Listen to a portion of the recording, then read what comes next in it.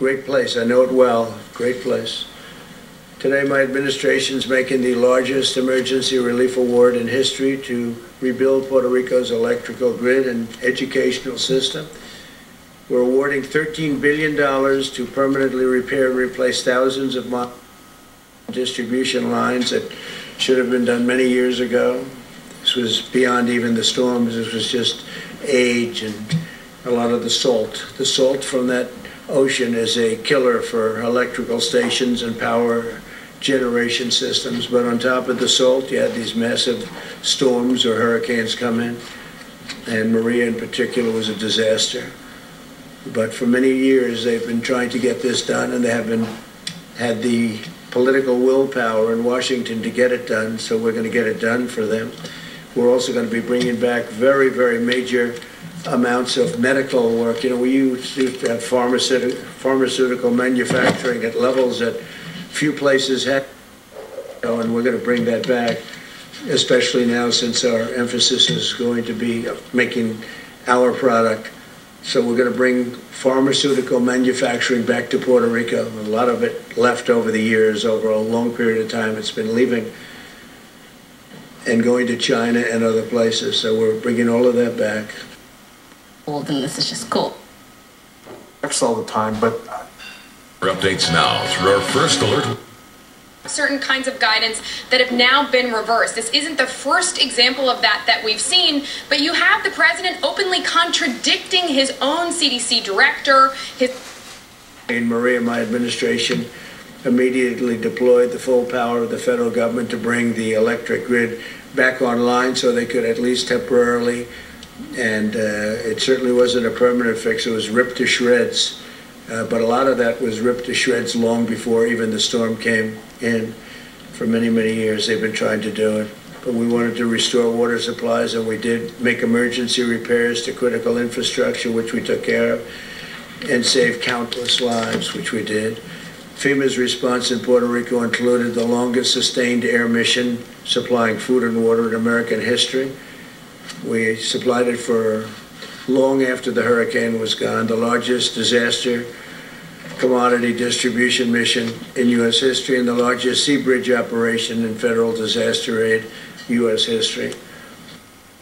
Administrations also pre-positioned vast quantities of relief supplies for the future disasters, but unfortunately, Puerto Rico's in the way of a lot of different storms, a lot of hurricanes, and the island is now stocked with nearly 8 times as much drinking water and 13 times as much food as it had before I took office, so they're ready to go if something should happen. They got brushed by a storm recently, but they're in a good position. So we're going to bring back medical distribution and manufacturing to Puerto Rico, and at a level far greater than it was before. And it's been emptied out. It's been largely left the island for many years. One point it was the talk of the world, and now it's the talk of the world in a different way. We're bringing it back, so we're going to be bringing it back from various other parts of the world. It's going to Puerto Rico, and I think that's going to be very exciting for the people. And we're undertaking the largest federal investment in Puerto Rico's history. So you have a lot of, I have a lot of friends in Puerto Rico, and I've told them about it, asked them about it. Conceptually, what do you think? And they're very excited. I just want to say, by contrast, Biden's devastated the island of Puerto Rico.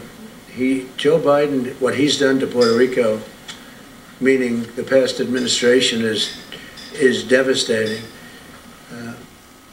To eliminate a critical tax provision that had allowed Puerto Rico to become a dominant player in global pharmaceutical manufacturing. That's what happened. When Biden voted to repeal this provision, the pharmaceutical industry was ripped out of Puerto Rico. All incentive to stay there was taken away. And all of the jobs went to China and other places, but mostly to China. That's what happened. This was done with a vote of Biden. This was even before the Obama administration. This was early on, but so sad that was done. And then Obama came in, and it got worse. So for the people of Puerto Rico, they were a disaster for you. And I have to say, in a very nice way, a very respectful way, I'm the best thing that ever happened to Puerto Rico. Nobody even close. But as a result, the island's economy, under the previously mentioned names, it just absolutely cratered. Biden's vote also left the United States at the mercy of foreign suppliers for essential medicines, putting our national security and our health at risk. We had a tremendous industry potentially going to Puerto Rico, and they just... I think so, Eamon, and voters will have to decide, but you look at just the proximity. She was involved for months with the task force and just... Scientist, he's a dean of tropical medicine at Baylor. So Dr. Hotez, you just heard all of those definitive statements from the president, and again, if true, this is wonderful news. Could this be? Well, it was a bit confusing because it was vaguely worded enough that you could interpret it lots of different ways. Look, here's the situation. We've spoken to various companies, and they're willing to go there. They want to have a little bit of help, but they're willing to go to Puerto Rico. And Puerto Rico is going to be very exciting what's going to happen. They were on the verge of doing it, and they took away all the incentives. I don't know how that was allowed to happen, but they allowed it to happen. That was very, very bad for Puerto Rico and the people of Puerto Rico. That was done by Democrats, and a Republican is bringing it back. So with that, we can take a few questions, and we are, again, very advanced on the vaccine. We think that sometime in the very near future we'll have it. We're, I would say, I think I can say years ahead of schedule what it would be if it were an administration other than this one. It would have been, you would have been years before you ever had anything approved by the FDA. John, please. Mr. President, this huge aid package to Puerto Rico, why not a year ago? Why not 2 years ago? Why not 3 years ago? Why 46 days to the election? Because what we're doing is we've been working on it for a long time to get it passed. Very tough to get things past Democrats where they don't want to see this happen, and they probably certainly didn't want to see it happen at this point. But it's a big package. It's a great package, and I think the most exciting part of the package isn't necessarily the billions of dollars. It's going to be what we do with the pharmaceutical industry. We're going to get them back into Puerto Rico. They liked being there, but they ripped it out. So they really ripped apart the island, and we're going to bring it back to it. It may be simply coincidental, but it does coincide with the big push for Puerto Rican voters that the Biden-Harris campaign. Yeah, I think that that's, well, they can't do anything. Look, the Biden-Harris campaign, what they did, they hurt, I've gone through it, and whether it was President Obama or Vice President Biden, they were a disaster for Puerto Rico, a disaster. And Vice President Biden, they were a disaster for Puerto Rico, a disaster. And what we're doing and what we've done, but what we're doing is something that will be fantastic for many years in the future. Bringing back the pharmaceutical industry, manufacturing in Puerto Rico. You're right saying that you said that you expect to have enough vaccines for every American by April. So as we sit here in mid-September, and there have been questions about the timeline, can you walk us through now and the beginning of April to which every American can have a vaccine? Sure, and I think we may exceed those numbers even. Scott, do you want to discuss that quickly? Sure. As has been said many times.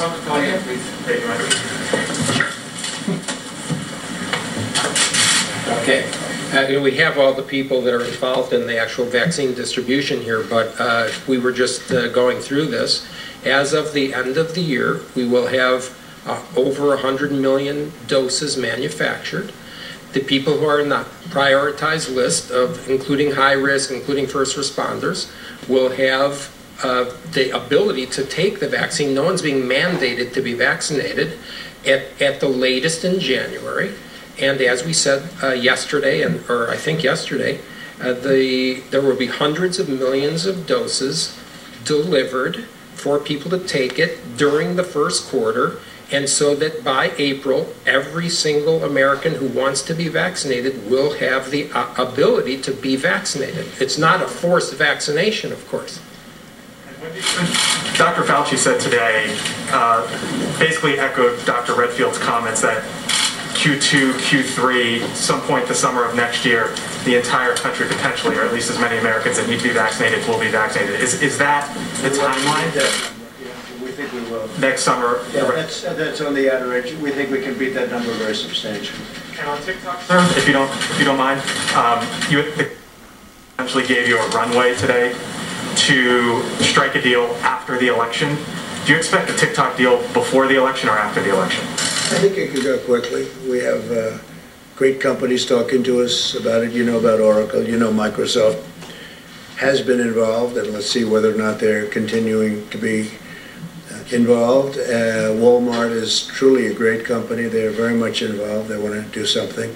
So we have some great options, and maybe we can keep a lot of people happy, but have the security that we need. We have to have the total security from China. We're not going to do anything to jeopardize security. At the same time, it's an amazing company and very, very popular. So if we can do a combination of both, I'd be very happy doing that. Could go very quickly, though. Could go very, very fast. Yeah, please. Mr. President. Go ahead, please. Kuwaiti. Thank you, Mr. President. On Kuwait, so the Kuwaiti ambassador to Austria this week told the IAEA that the Kuwaiti government is very concerned over Iran's constant breaching of the JCPOA. In your discussions with the Kuwaitis today, have you discussed where they stand this week as we go into the UN, as the United States tries to extend sanctions on Iran? Well, they just left my office, as you know, the Oval Office, and we had a very good meeting with the Emir, and I think we understand each other very well. They're excited about a lot of things that are happening in the Middle East. They are so excited that we signed the first two countries, and I think they'll end up fairly quickly being a part of it. I would say 7 or 8 countries that want to be a part of it without even working very easily, very quickly. Nobody thought this would happen, and not only is it happening, it's happening rather easily. We discussed that very briefly because that's an easy one. Believe it or not, that whole is it happening. It's happening rather easily. We discussed that very briefly because that's an easy one. Believe it or not, that whole thing is now a beautiful. And he had gone on leave with some buddies, and they were actually coming. Very near future. We're out of Syria. Other than we kept the oil, I kept the oil. And we have troops guarding the oil. Other than that, we're out of Syria. We took them off the border between Syria and Turkey. We had a lot of troops on the border. Ultimately, we got it down to 50, and I thought they were in great danger. When you have 2 armies sitting there looking to fight, and you have 50 people in the middle, I don't care who you are, even if you're the U.S., those 50 people are in great danger. We took them out. But we had a lot of troops on the border, and we took them out. I said, look, they've been fighting on their border for 200 years, and a lot longer than that under different names, and they can continue to do that. That's not for us. We're guarding our own borders. We're doing very well on our southern border, as an example. So we're out of Syria, except we kept the oil, and we'll make a determination. We'll probably be dealing with the Kurds on the oil and see what it all ends up, but we'll be out. And very importantly, we're down to very few soldiers in Iraq, and we'll be down very shortly over the next couple of weeks to 4,000, less than 4,000 in Afghanistan. And then we'll make that final determination a little bit later on. We're dealing very well with the Taliban. They're very smart, they're very sharp. But, you know, it's been 19 years, and even they are tired of fighting, in all fairness. And we really served as a police force, because if we wanted to do what we had to do, we would have fought a lot differently than they have over the 19 years. They didn't fight it properly. They were police, okay? They're not police, they're soldiers. So there's a difference. The police, nobody has more respect for police than I do, but they have to do their own policing. So we're having some very good discussions with the Taliban, as you probably heard. It's been public. And but we'll be down to, very shortly, we'll be down to less than 4,000 soldiers. And so we'll be out of there, knowing that certain things have to happen, certain things have to be fulfilled. But 19 years is a long time, 8,000 miles away. 19 years is a long time. And the Middle East, the whole Middle East equation. If you look at what's happened, if you've looked at the stupidity of decisions that were made, including the deal that was made. I mean, take a look at what happened with Iran. Had that deal stayed, had I not broken that deal, you could have never done the deal that I'm doing now, where all the countries are pouring in. And I had 2 calls this morning with countries that want to know, when can we go into the deal? They want to go. It's not that we're giving anything. They want security. They want peace. And they're really tired of fighting. It's incredible that years they're tired of fighting. Thank you very much. Mr. President. Mr. President, a question on the vaccine, but first on Puerto Rico. I heard you many times over the past couple of years saying that Puerto Rico got too much money. I mean, just last year you said Puerto Rico is one of the most corrupt places on earth. Well, talked about how Congress has sent they have money. You said never again. You said Congress gave too much money to Puerto Rico. Why now? Because we're building that up as a great medical, pharmaceutical manufacturing area where, you know, we're going to be taking back a lot of the business that we let go for years. And we're going to bring it back. They were very good at it. They did a fantastic job, but they destroyed it with their tax policy. They made it impossible for people to stay, so people went to China mostly and to other countries. Puerto Rico has been very corrupt in terms of its politicians. You see that. They're one after another. It's been unbelievably corrupt. And we're studying that and working on that, and we think we have a good group of people. We're working very well with the politicians right now. But I think more exciting than the dollars, and you have to do something with respect to their grid. Their grid is a disaster. Their generators are wiped out, and they've been wiped out for years, long before Maria came. They've been wiped out for years. So if we can build Puerto Rico back into a pharmaceutical manufacturing area, we're going to designate it as such. I think it'll be unbelievable for Puerto Rico, unbelievable for the people of Puerto Rico, and we can make it very... We're going to designate it as such. I think it'll be unbelievable for Puerto Rico, unbelievable for the people of Puerto Rico, and we can make it very successful. In a larger question on the vaccine and on other issues regarding the experts in your government, last night you criticized what Christopher Wray told Congress, your FBI director. You obviously said that the CDC director was flat wrong on a couple of things this week. How is it that you don't trust your own experts? Do you think you know better than they do? No, I think I have. Yeah, in many cases I do. I think we have a bigger problem with China than we have with Russia. I think China is a far bigger problem. And I said, well, that's okay if you want to think about Russia, but what about China? I think that's appropriate.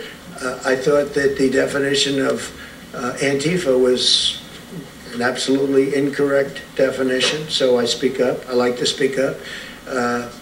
I have fantastic people. That's why we're able to make these great trade deals. That's why we're able to do things like we're doing today. That's why the didn't come in. The plague, I call it, the plague from China didn't come in. The numbers we had were not only record-setting, they were beyond anything anyone's ever seen in any country, frankly. Now, we closed it up, and now we're opening it up. And by the way, the Democrats ought to open up their states, and they ought to open them up fast, John. The faster the better, because they're hurting their people. A lot of damage done with these extended shutdowns. But we saved millions of lives by doing it the way we did it. And now we're opening it up, and you see the kind of numbers, the manufacturing numbers, see the retail numbers, you look at the employment numbers. They're setting records. It's an incredible thing that's happening. Had the plague not come in, we would have been right now at a level that nobody's ever seen before. Nobody's ever seen. But even before, it was at the highest stock market, best unemployment numbers and employment numbers. We're up to 160 million people, just short of 160 million people employed. We were never close to a number like that. And now we're doing it again. And next year, we will have a great economic year. I think one of our best. Yeah. About white supremacists, did you? The Postal Service had planned on sending 650 million face masks to Americans back in April. That never happened. Why not? And was it because I don't know. I don't run it, to be honest. That's run, as you know, that's run by a commission. And they run it. I think, frankly, if they would raise the price of packaging, you'd end up making a lot of money or breaking even or doing something. The post office has been a mess for many, many generations, but for certainly decades, and it loses a lot of money. It's always lost a lot of money. And one of the reasons it loses a lot of money now is that it's delivering all these packages, and every time they deliver a package, they lose $3 a package or whatever the number may be. So I would suggest that they raise the price of packages, and you might get something where it loses very little, or maybe broke even, or maybe even made some money. Can you imagine a thing like that? And whether it's Amazon or any of the other internet delivery services, if you did that, you'd have a whole different post office. So hopefully they'll be doing that. In the meantime, I know so many people in the postal system, and I've known them over the years. They're incredible people, and they're very secure. They're going to be very secure. You know, the problem they have with the ballots, not the post office. The problem they have with the ballots is the people sending the ballots, people counting the ballots, and who are they sending them to? Where are they being sent? Are they being sent to the wrong areas? Are they not being sent at all? There'll be tremendous corruption if they don't do something about it. Now, one big hope is that we're in front of numerous federal judges in Nevada. We're in front in Pennsylvania, as you know. We're in front in Michigan. We have numerous court cases out there that are very well advanced, and you'll start seeing decisions, just like we won the case on opening up Pennsylvania. That was a great decision by a judge that came down 2 days ago, and that was a very important decision. So, but we have a lot of very important decisions coming down on this, on the scam of unsolicited ballots, where they're sending out tens of millions of ballots to everybody, people that didn't expect them. People are getting inundated with ballots. They'll be showered with ballots. Everybody in this room knows it's a scam. Okay? Everybody in this room. Even John. Don't say it, John, because it's a scam. Sending ballots at a level they are never going to be able to count them. Let me ask you. Officials vote by mail, sir? People in the White House vote by mail, and they part of the scam. That's different. That's called solicited. When you solicit, when you go out, it's called absentee or solicit. When you go out and you request a ballot, you want to say, I want to vote because I can't be in Florida or I can't be someplace. You request. So you're sending something in. It's handled professionally. They send it back. It's a whole thing. That's much different than unsolicited.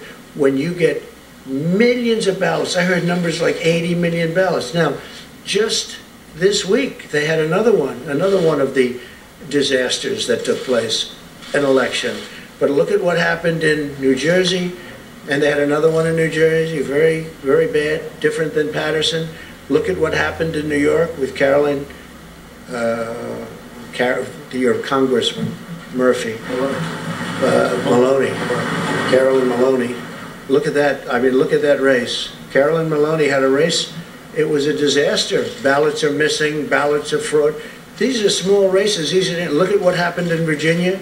Look at what happened in various other parts of the country, even over the last short period of time. And these aren't 80 million or 50 million or 20 million votes. These are small elections. These are congressional elections where, in theory, it's easy. So what's going to happen on November 3rd when somebody's leading and they said, well, we haven't counted the ballots. We have millions of ballots to count. This is an enhancer. I don't expect people here to say, although some people will. Some people would say it. Everyone knows. You don't even have to know politics to know. And this has nothing to do with post office, by the way.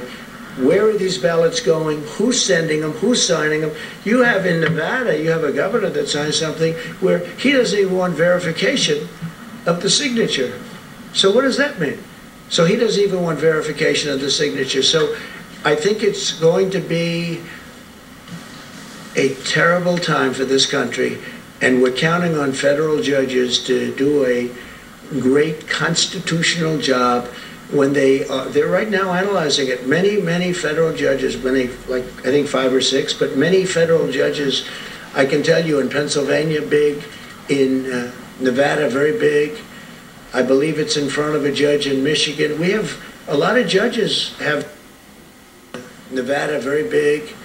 I believe it's in front of a judge in Michigan. We have a lot of judges have not yet ruled on this, but if it's ruled in a different manner, or it's ruled where these millions and millions of unsolicited people that aren't even asking, there's such a difference. You write in, you ask, they send it to you, you sign it, you send it back, that's perfect. That's absentee. There's nothing like going to the voter booth, by the way, nothing, where they check you as you go in. There's nothing like that. But that's absentee, that's okay. But the scam of sending millions and millions of ballots, and you know who knows this better than I do? The Democrats. They know it's going to be a mess. They know there are going to be millions of missing ballots or tremendous numbers of missing ballots.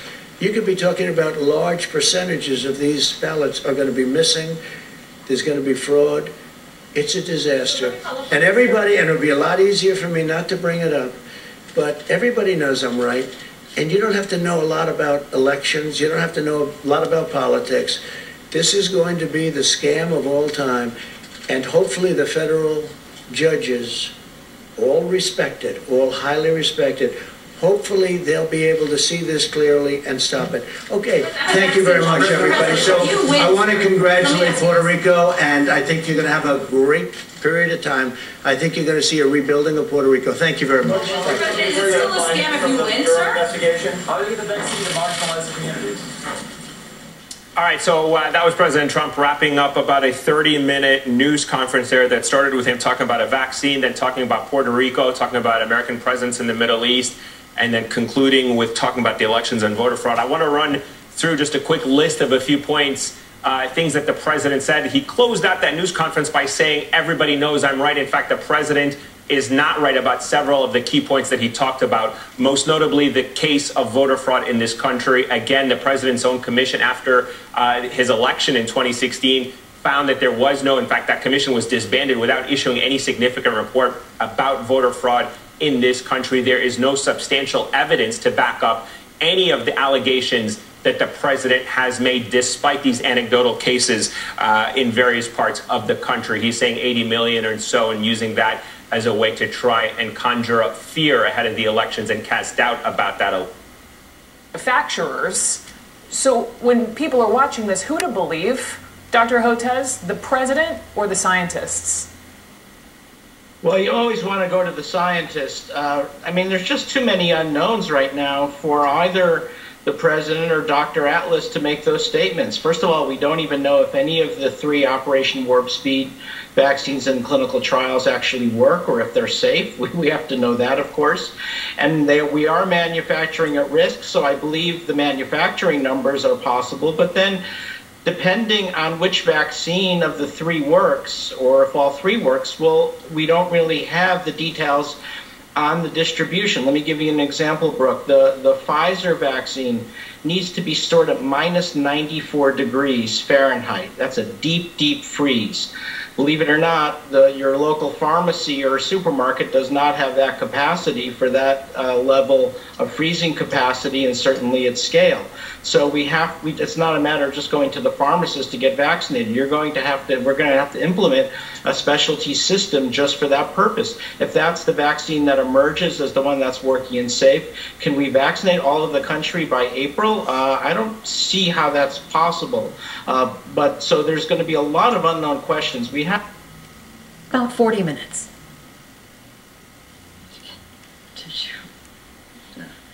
Good morning, everyone. Fracking came up. There are hundreds of thousands of jobs in the state of Pennsylvania that are tied to the industry of fracking. He seems to go back and forth over the past couple of months. Here's what he said last night. Watch. Fracking has to continue because we need a transition. We're going to get to net zero emissions by 2050, and we'll get to net zero power emissions by 2035. So on top of all that, the Green New Deal came up last night. He said he doesn't think it's too much regarding money or the transition for that. How does that sell in Pennsylvania in 46 days? Well, Bill, look, there's no question that in a state like ours, gas extraction has become a significant industry, and a lot of people are employed there. And I think what Joe Biden has said, frankly, I think he's been very consistent from day one, despite what the president's campaign has said. But he's been very consistent that he's going to continue the support that is in our state for gas extraction. And number 2, he's also going to make sure that we protect the environment.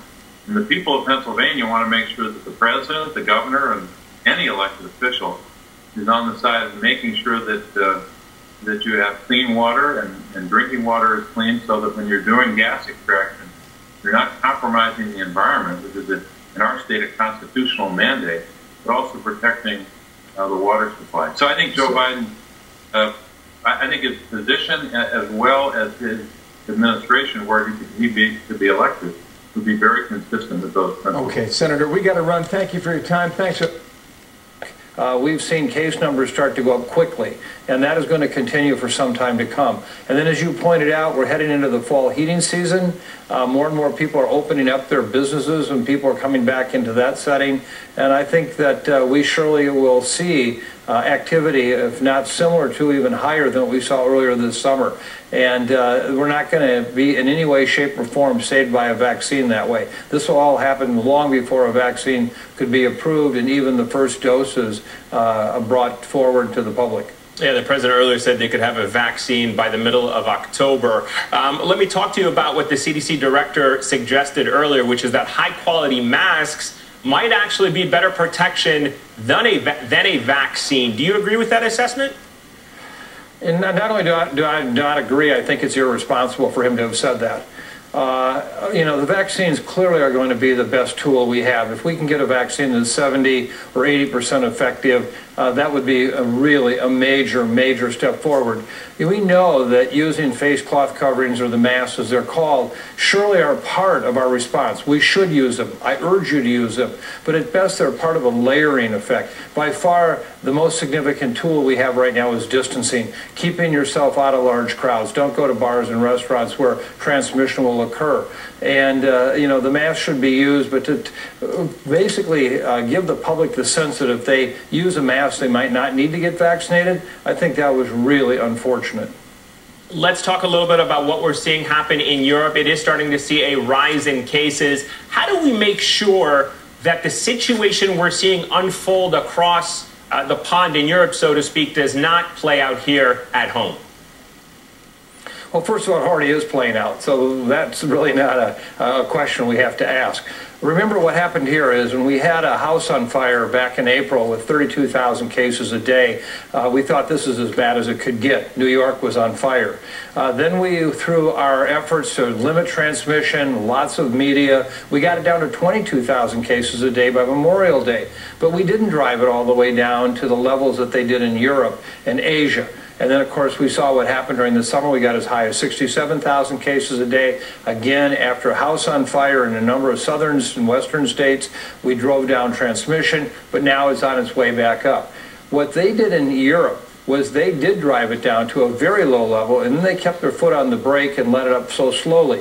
What's happened in the past month is they too have suffered from pandemic fatigue, and they've learned the worst lesson from us by quickly reopening, and now they're seeing the same number of cases in the UK, Spain, France, Eastern Europe in particular, that they saw last April. That's unfortunate, but they're still orders of magnitude lower than us in terms of the number of cases per population. Dr. Osterholm, before I let you go really quickly, are you concerned about the president having a rally in your state later today?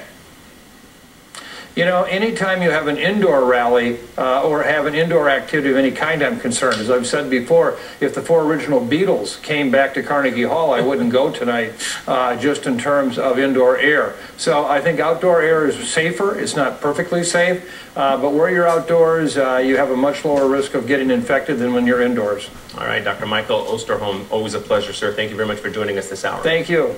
Thanks, President. Thank you. And President Trump responds. Paper. I'm always making up and designing homes and landscapes. It's my way out. Some people can paint, I can't. And he was showing me the blueprints and how they can change several walls in a particular building to conserve and save energy. And he pointed out what you have to learn to be able to read a blueprint. And I pointed out to him that my Buy America plan, he said, by the way, not me, this carpenter said, and by the way, we can kill two birds with one stone. He didn't use that phrase. He said, we can do two things at once. He said, we can improve the environment by using less energy to operate this building and create more jobs. And I said, I'm going to send you a copy of my plan. My Senate colleagues know exactly what it is. My Buy American, Build America plan calls for literally what we started in our administration and couldn't finish, retrofitting 4 million buildings in America that are leaking millions of gallons of energy now. In the process, replacing windows, insulation that works, making sure that the unit is tight, including retrofitting 2 million homes. All of it done at a prevailing wage with union labor, creating hundreds of thousands of union-certified jobs. That's not hyperbole, that's a fact. That's how it will happen. And saving millions of barrels of oil in the process, improving our environment. That's why the IBEW and a lot of other unions support what we're doing. We're going to put in 500,000 charging stations along our highways. Why? So we can own the electric car market. Estimated creating 1 million new jobs in Michigan and Detroit in the automobile industry. Look, we can outcompete anybody if we set our mind to it. You know, my infrastructure plan is going to revitalize American infrastructure so the future is made in America. Appointees, they are the most equipped to make. Said, well, you guys are there. He had a plan in 17, his infrastructure plan. It's coming. Then he had one in 18. Then he had one in 19. Then he has one for 20. Just like his non-existent healthcare plan that's coming next week. He has no plan. When I got started, this wasn't a partisan issue, dealing with infrastructure. Republicans wanted to build solid infrastructure to make us first in the world. Now we rank 28th, just like Democrats did. It was totally nonpartisan. And creating thousands and thousands and thousands and thousands of good-paying jobs. We're going to invest over time $2 trillion to build resilient infrastructure. Roads, bridges, ports, right here along these Great Lakes. 1.5 million new affordable housing units. High-speed broadband for every American household, more important than ever as we are educating our children from home because he has no plan how to open our schools. $100 billion to rebuild crumbling schools. How many schools in America do you think there are where you can't safely drink the water from the water fountain? Where they're worried about whether or not there is enough ventilation in the school, or still has hazardous materials in the walls. It's ridiculous. We should be spending the money to improve those schools and the safety of our children and our teachers. As I said, retrofitting 4 million buildings and weatherizing 2 million homes. And the way we do that is with the tax credits that we'll give them again. All done by certified union labor. Look, I'll fight for workers and unions at every step, requiring all federal infrastructure projects to 1, pay prevailing wage, 2, prioritize project labor agreements so collective bargaining is in place before the project starts, employ workers from registered apprenticeships. I won't water them down like Trump tried to do, pass the PRO Act to crack down on employers who are trying to block or break unions. And I'll do it without raising anyone's taxes. If you make less than $400,000 a year, I give you a word is about you have nothing to worry about if you make less than 400. If you make more, you're going to start to pay your fair share. No one who makes less than 400 is going to pay a single penny more in taxes under our administration. In fact, tens of millions of middle-class families are going to get tax cuts when they need it most. While you're raising your children, while you're trying to get affordable health care, buying your first home, or saving for retirement. Almost directly after President Trump passed his tax bill in 2017, almost $2 trillion increased the deficit. Directly after President Trump passed his tax bill in 2017, almost $2 trillion increased the deficit. He went down to Mar-a-Lago, and he said to his guest there, and this is a quote, it's on record, "You just got a lot richer," end of quote. He was right. They got a hell of a lot richer. How about the person making 50, 60, or even the family making $120,000 a year? How much did you get? How much richer did you get? It may be the only time he's told the plain truth in his entire presidency. In 2018, the year after that tax cut passed, 91 corporations in the Fortune 500 paid no income tax. Zero tax, zero. Making billions of dollars, paid zero tax. I guess you guys got all your tax eliminated too, right?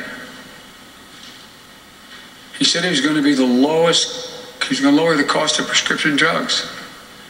But guess what? Instead, Big Pharma got billions of dollars in tax cuts, sent their manufacturing of those drugs overseas, then unconscionably raised them so they'd be cheaper for them to produce.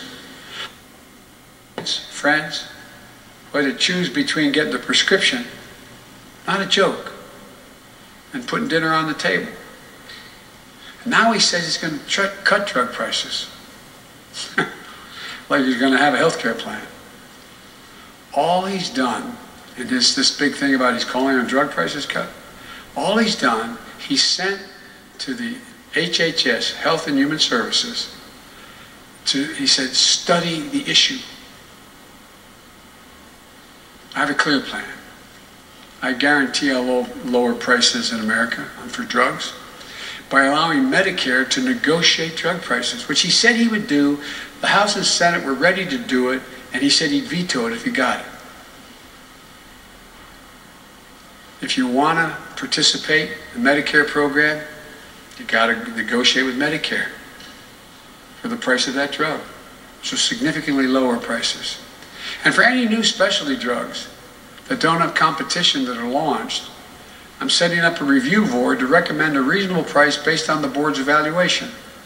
And that price will not be able to be increased beyond the cost of medical inflation unless they can prove they've gone and done some more research and changed the nature of the drug. And now astonishingly, and when my staff told me this, I know both the senators knew this, but when they told me this, I said, he can't be proposing this. He now is proposing in this budget another multi-billion-dollar tax cut for the very wealthy millionaires and billionaires. Here's what he wants to do. He wants to lower the capital gains tax down to 15%. To 15%. Every one of you, including the reporters in this room, unless you're making a lot more than I think you are, every one of you is going to be paying at a higher tax rate than someone making $1 billion off their investment. You're going to pay a higher tax rate.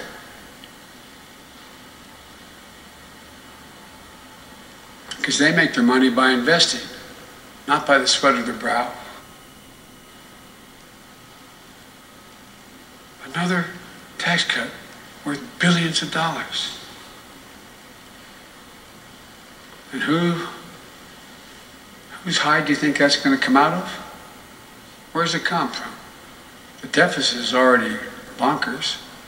Where do you think it's going to come out of? Come out of you and the programs and things that help the American people. Like I said, it's about time we start rewarding work, not wealth. Look, I'm not looking to punish anybody. But damn it, it's about time the super wealthy in corporate America start paying their fair share. That's all it is, just pay their fair share. So hardworking families can start getting a break on child care, elder care, buying that first home, on the cost of education beyond high school, being able to get started in life. And by the way, while all this is going on, Donald Trump is trying to rip away your health care. You know, I got a new health care program. I'm going to protect pre-existing conditions. He's in the Supreme Court saying get rid of pre-existing conditions. that should be able to stand in the way of you getting insurance because it helps insurance companies. And as a gimmick, he's got a new one.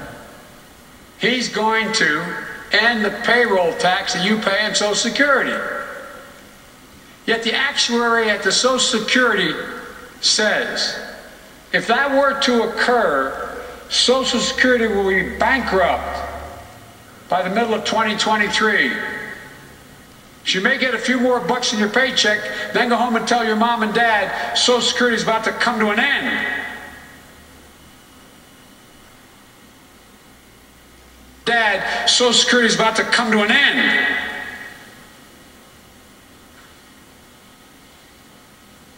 They've never liked Social Security and Medicare to begin with. So look, we can't let this happen.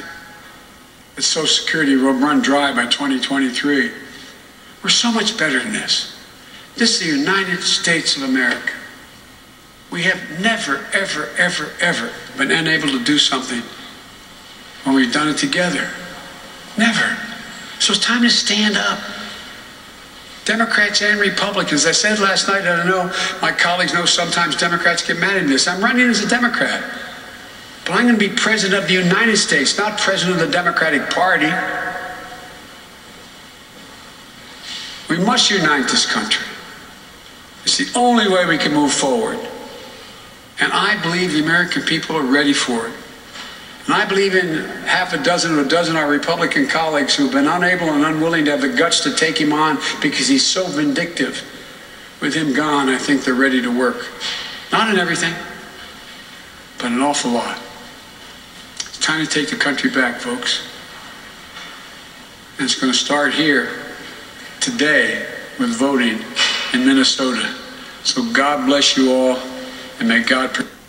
President and current Democratic presidential nominee Joe Biden in Hermantown, Minnesota. Jessica Dean, CNN's Jessica Dean, is there where Biden just spoke. And Jessica Biden trying to make the case that he's the candidate for working Americans, talking about how if you make less than $400,000 a year, you will not pay 1 penny more in taxes. That's right, Jake. And he really kind of foreshadowed this sort of messaging at our CNN town hall last night when he threw out that line that he believes this is about Scranton, his hometown, his working class roots versus Park Avenue, which he kind of elaborated on today. You mentioned he talked about the tax proposals. He also talked about, he wove it into COVID as well. He found a way to talk about how he believes that COVID response should be making sure that everyone is doing okay and that he thinks President Trump is solely focused on Wall Street and the Dow Jones and what the stock market is doing and how those are two very different ways of looking at COVID relief. He also talked about how he has a chip on his shoulder with guys that look down on him who were born into a lot of money, and he says squander them away, making that reference there to President Trump. But it's something, Jake, it is a message very, very detailed and directed at white working class voters here in Minnesota and in some of the states we've seen him visiting recently, Pennsylvania, Michigan as well. Battleground states, including Minnesota. Hail the American people. Watch live coverage of the first presidential debate Tuesday, September 29th on C-SPAN at 9 p.m. Eastern. And watch all of C-SPAN's debate coverage, either live. So I don't know why that's not mentioned. And obviously, Antifa, these are thugs, these are bad people. These are people that hurt a lot of people, a lot of good people. And Antifa, that man is agreeing with me. Unfortunately, are you a reporter? I wish you were a reporter. He's not.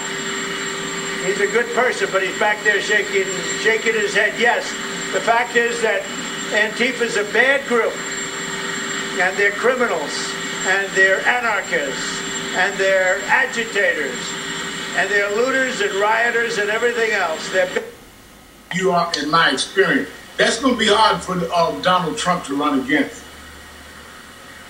You know, Claire McCaskill, we've talked about the structural dynamics of this campaign so much, but it would appear that Joe Biden has internalized both the need to reverse this measure around who's best for the economy and to inject all the material available to all of us. That Donald Trump made the coronavirus what it is today by not caring about the coronavirus in January and February when he knew it was deadly, he knew it was contagious, and he admitted that he was lying about those things.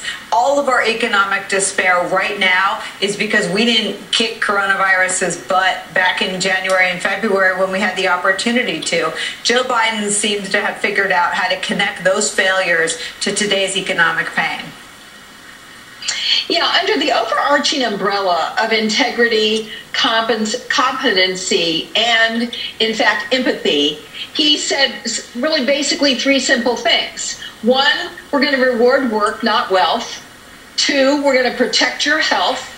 And by the way, Donald Trump didn't deliver for you because he can't see you. And, you know, that is basically the message that most Americans want to hear right now.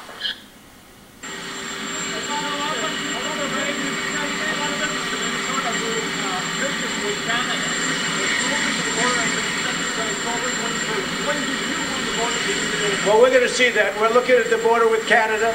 Canada would like it opened, and, you know, we want to get back to normal business. We have the USMCA all done, the new trade deal replacing NAFTA, which was probably the worst trade deal ever made by anybody. It was grossly incompetent. We have a great trade deal right now, and so we're going to be opening the borders pretty soon. Say it? Could be. Yeah, we're working with Canada. We want to pick a good date, having to do with the pandemic. And I happen to think we're rounding the turn. We're doing very well, and the vaccines are coming, but even before the assessments by the FBI director. Take a listen to your uncle answering the question about the director of the FBI's future.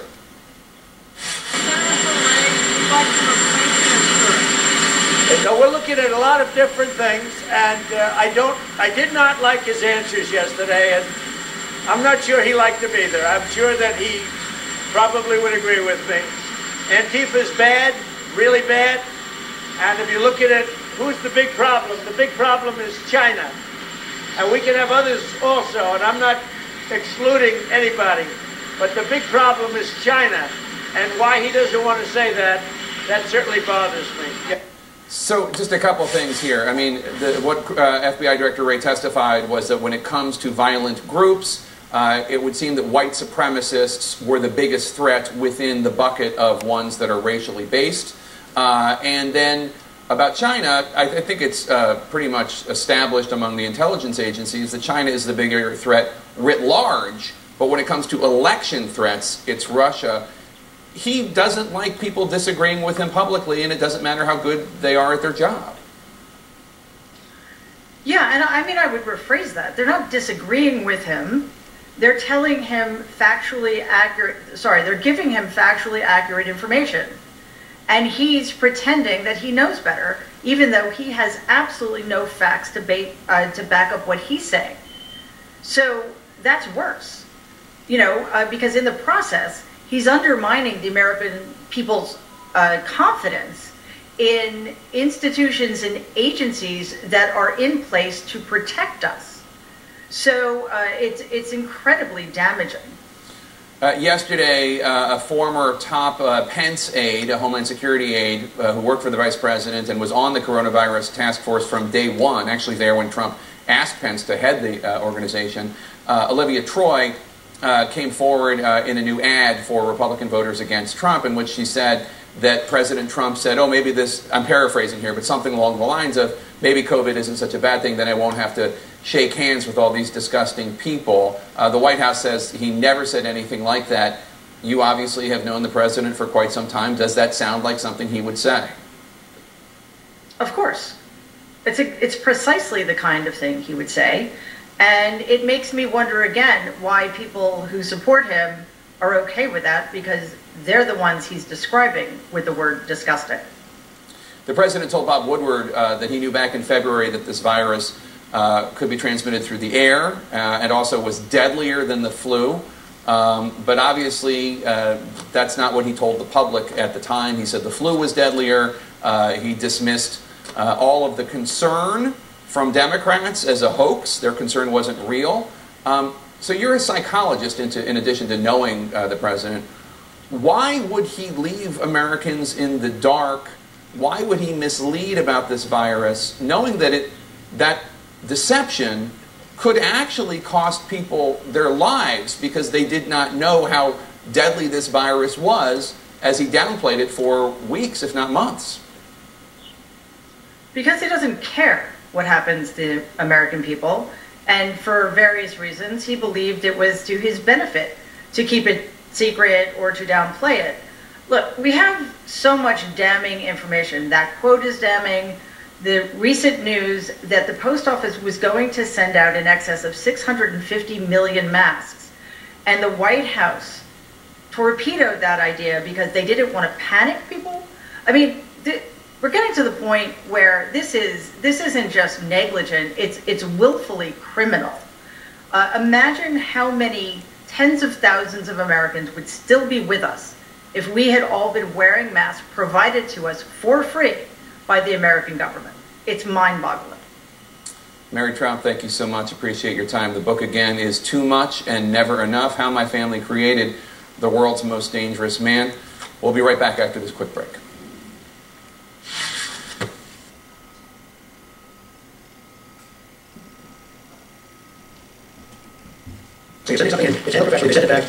It's a whole thing. That's much different than unsolicited responsibility to help lead us. Including Saturday Night Live, the Kate McKinnon sketch. So I think that her loss will certainly be deep in America. And Jeff Toobin, she continued to write opinions and be on the bench even during these last few months, right? In the last set of the court, I mean, people would think, oh, she was extremely sick. She still managed to have her voice heard. I mean, Aaron, this woman was less than 5 feet tall by the end, way less than 100 pounds, and tougher than any NFL linebacker I have ever encountered. I mean, this woman had so many diseases and so many cancer, and she fought through them all. I don't believe she missed more than a handful of oral arguments during her tenure on the court. This woman was determined and fought as she could be, and she fought through cancer for literally for decades. But, you know, it eventually caught up with her. She was 87 years old, and that's old. Sanjay, I believe you're still with me. I mean, just when Jeff references that she had been fighting cancer for decades, I mean, she actually had surgery for colon cancer all the way back in 1999. So she had been fighting cancer, colon cancer, pancreatic cancer, literally for decades, as she continued full steam ahead. Yeah, it really is incredible when you look at her health history, and as Jeff was saying, how tough she was. And coming back from these procedures, I mean, we were covering all of her medical therapies very closely, and you know, some of these therapies are tough. You know, they just take a lot out of you. Colon cancer, as you mentioned, back in 1999, she was first diagnosed with pancreatic cancer in 2009, 11 years ago, and they thought that she had gotten through it. In the middle of it, she had lung cancer, and that was in 2018. And then it was this recurrence of pancreatic cancer, Aaron, that was that really was of concern. She tried immunotherapy, it didn't really work, and that's when she started the more palliative sort of therapies. So everyone stay with me. If anyone is... We still have a way to go to ensure that all people in our land enjoy the equal protection of the laws. But considering how far we have come, there is good cause for optimism about our country's future. Ruth Bader Ginsburg, dead tonight at the age of 87. Shannon Bream, host of Fox News at Night, who put together that piece for us, joins me now. Shannon, obviously she has had so many health challenges over the years, but she has just been such a fighter and such a courageous member of this court, showing up in the middle of all of those procedures and doing her best to live her life as a justice to the very end. Your thoughts on this obviously very big news story on so many angles tonight? Yeah, it's shocking. Anytime that we get news that one of the justices has been passed away, we have been through so many roller coasters with her following, as you said, so many challenges to her health over the years, and she has fought back and been so incredibly strong. I remember being struck by the death of her husband. They were extremely close and just devoted to each other. And when he passed away a few years ago, I was in court the next day and I was stunned to see her there. But she was so devoted to the court, to her job there, to her life's work there. She was dedicated, and she was not going to let anything stop her. She had long said when people would nudge her or push her into retirement and try to suggest that, she'd say, nope, as long as I feel like I can do this job mentally and physically, I'm going to keep doing this job. And that's what she did for years and years and years. She was the second female appointed to the Supreme Court. She's had such an enormous impact. It's hard to overstate it at this point. It is a shock tonight because she has overcome so much in her life and been so incredibly strong, and has had prayers from around the world as she has gone public. And she is one of the justices who has been very open and honest with us as members of the press corps covering the Supreme Court. Each time that she was hospitalized or had an issue, she wasn't somebody that tried to hide it from us. She was public in sharing these different struggles that she had. And so we knew a lot of what was going on, and there was a lot of talk with her last time of the reoccurrence of cancer about her ability to continue to fight. And she had said she was undergoing chemo and that was going well. This was just a matter of weeks ago. She felt hopeful about that. So obviously in these last few days and weeks, she did privately come to terms, I can only assume, and with her family about the fact that her life was coming to a close. We're told she was surrounded by her family tonight. They were with her. She's got 2 children and several grandchildren, and she was incredibly devoted to them too, and so very, very proud of them. She just spoke glowingly of her family, and she had shared over the years about what it was like to be a young woman in law school during the time that she was in law school, and how she was expected to juggle things with a husband and with children eventually, and that she was treated differently in those days when she was coming out of school, one of the top graduates. And yet being viewed by some employers as somebody who might be a liability because she was a woman who valued her family, her marriage, and her kids. And she blazed a path. And she was somebody who showed us that you could be incredibly committed to your professional life, to fighting fights that to her were exceptionally important, and to raising a family as well. So it is a shock to the system tonight because she has done so well in rallying so many past difficulties. But we know that we're told she was at peace and with her family, and that is the news tonight at 87 years old that she has passed away. What a remarkable life, and as you point out, so perfect. Ruth Bader Ginsburg was consistently one of the U.S. Supreme Court's moderate to liberal members. First as a lawyer, then a judge and a justice, she believed the Constitution guaranteed women greater rights. Over the course of now over 2 centuries, it has grown and developed so that more and more people are included in that concept, we the people. Rejected after law school for a Supreme Court clerkship because she was a woman, she began her legal career as a law professor and pioneering advocate for women's legal rights, successfully arguing a string of cases before the Supreme Court that made it easier to sue for sex discrimination. It was President Carter who first appointed her to be a federal judge. She has genuinely distinguished herself. Then in 1993, President Clinton put her on the Supreme Court, making her the 2nd woman justice. It contributes to the end of the days when women, at least half the talent pool in our society, appear in high places only as one-at-a-time performers. At her confirmation hearing, she clearly stated her support for the right to abortion. This is something central to a woman's life, to her dignity. And as a justice, she voted to uphold abortion rights. She wrote the court's opinion putting an end to the men-only policy at VMI, the Virginia Military Institute, saying it was based on outmoded stereotypes. She joined the court's majorities in striking down the death penalty for juveniles and in ruling that, quote, death is not a suitable punishment for a mentally retarded criminal. She also voted to roll back Bush administration policies in the war on terror. A blistering opinion in a case about equal pay for women renewed her standing as a feminist icon. We welcome today Justice Ruth Bader Ginsburg. She was nicknamed Notorious RBG, a play on a rapper's name, and featured in a documentary movie. I am 84 years old and everyone wants to take a picture with me. She married a fellow student in college, Martin Ginsburg. They had 2 children. Years later, she recalled receiving some practical advice on her wedding day. It pays, Mother said. It pays sometimes to be a little deaf.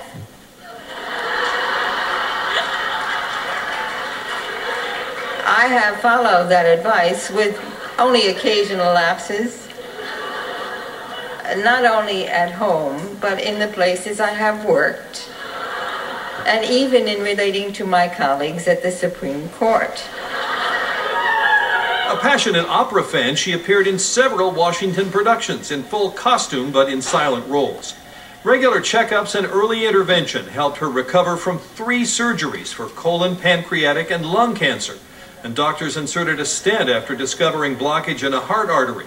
But a recurrence of cancer led to new rounds of treatment and hospital stays. And now the court's most powerful liberal justice is gone. Pete Williams, NBC News at the Supreme Court. Pete Williams, talking about the life of the great Ruth Bader Ginsburg, who has left us at age 87.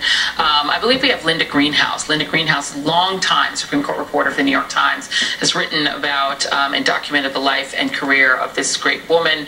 Linda, your thoughts on this dark night, I think, for a lot of people. Yeah, I mean, I have to say, I'm just personally shaken. It was your call that gave me this news. It's the end of an era, by which I mean, you know, this is a woman who was first in her class in law school and couldn't get a job. She was highly recommended for a Supreme Court clerkship, and Justice Felix Frankfurter famously said, you know, she's great, but I just can't have a woman in my chambers. And by the end of her life, you know, we've seen a revolution in sex equality and other kinds of equality, and she was the spokesperson and the really architect of a whole new way of thinking about the meaning of equal protection under the Constitution. So it's a terrible loss of a great American life. Yeah. And, you know, what do you think she will be best remembered for? Obviously, her advocacy for women's rights, but she was also a key vote in issues of voting rights, something that's still not fully resolved and still has had some issues, Shelby, etc. What do you think her greatest achievements will be viewed as? Well, unfortunately, of course, in the voting rights area, she was noted for her powerful dissenting opinion, where she said to Chief Justice Roberts' opinion in the majority in Shelby County, she said, you know, that's like when it stops raining and you say you don't need an umbrella, because he said, well, things have changed in the South and we don't need the Voting Rights Act to protect people anymore. She found a voice in dissent in the last, I'd say, 15 years of her career that was extremely powerful, up to and including this summer when the court enabled the Trump administration to let employers who didn't want to provide contraception coverage totally off the hook. And she said, you know, there's hundreds of thousands of women who are going to be deprived because of this decision of benefit at work to which they're legally entitled. And she was the one who said that. So we've lost a powerful dissenting voice. Style of music making, which even when we get back to performing regular, right? Your voice will not. What are some of the memories that you have of her? I remember when I first met her, she would, interview people who had applied to clerk for her. And I had been warned that she has a very deliberate style of speaking. And she would speak slowly and measured. I don't think I ever heard her use the word or And I speak very quickly, and so I had to make sure that I didn't talk over her. But from that first interview, she, at the same time, really set me and others who would meet with her in that context at ease. And then in the year working for her, what I remember beyond just the personal warmth was her total dedication to her job. She worked extremely hard, extremely long hours, late into the night virtually every day, had the highest standards in her work. And it was really inspiring, frankly, to see someone so dedicated to get the law right.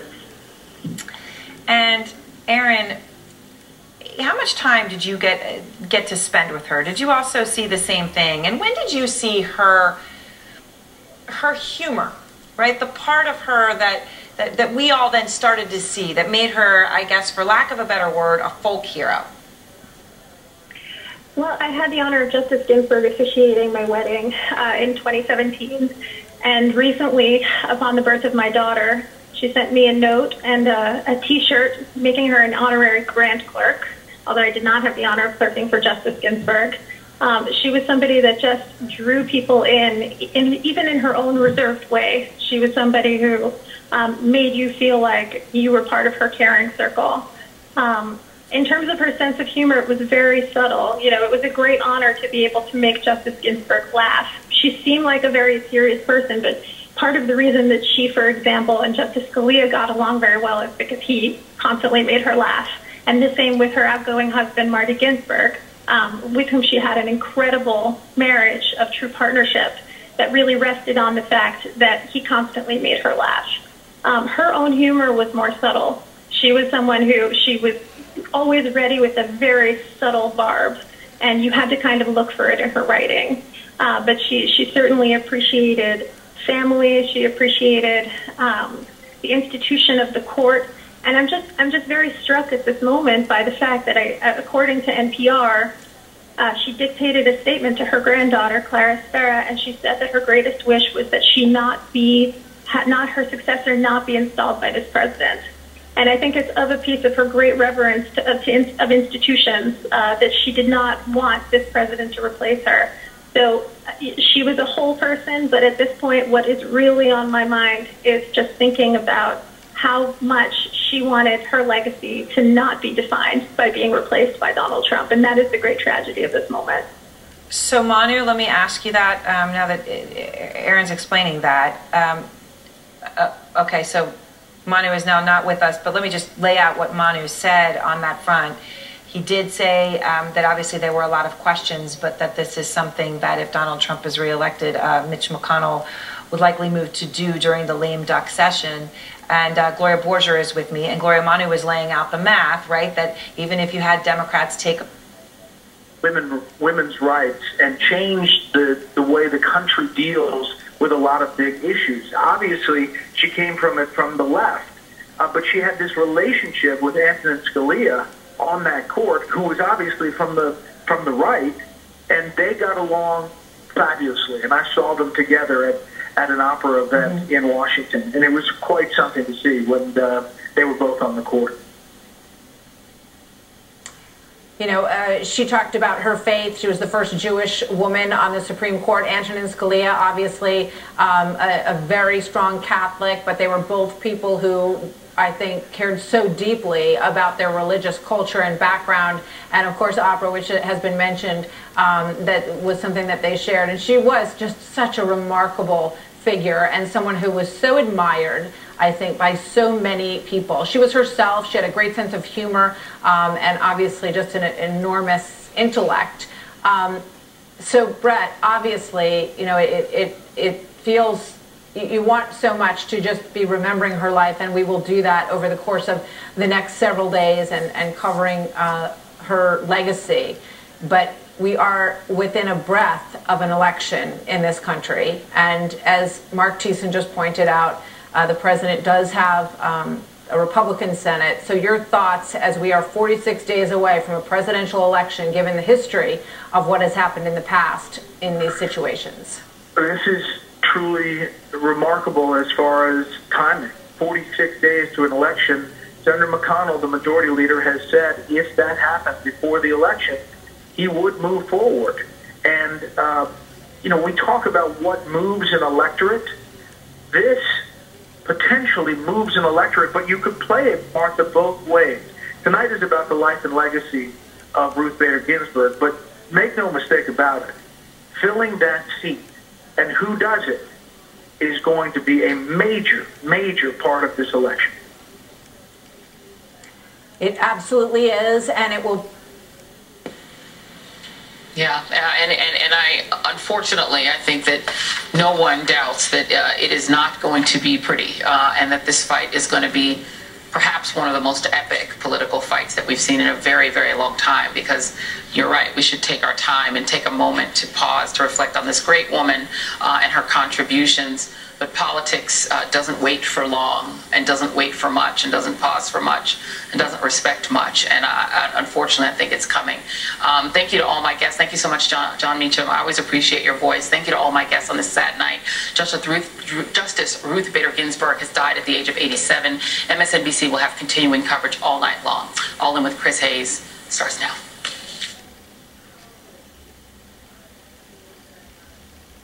Good evening from New York. I'm Chris Hayes. Some stunning and sad, desperately sad news tonight. Supreme Court Justice Ruth Bader Ginsburg has died. The Supreme Court announcing just a short while ago that she passed at the age of 87 due to complications of cancer. Her health, of course, had been tenuous for, Yeah, I mean, we're told that her family was with her tonight when she died peacefully. She survived by 2 children and a whole lot of grandchildren that she was very proud of and talked about all the time. She was the second woman to serve on the court. She was appointed in 1993 by then President Bill Clinton, and she has forged a path. I mean, from long before she joined the court until all of these years that she has served, she has been a strong advocate for ideas that she believes in. She has been celebrated by the left. She is an icon. People dress their babies as RBG. She is somebody that has a very loyal and loving following. We have all cheered for her over the years through the... On the phone as well is CNN Chief Legal Analyst Jeffrey Toobin, who's written extensively on the Supreme Court. Also on the phone is CNN's Ariane DeVogue and Dr. Sanjay Gupta. Jeff Toobin, let's start with you. First of all, I know you were speaking to Aaron earlier, but for our viewers who are just joining us, just talk about Justice Ginsburg.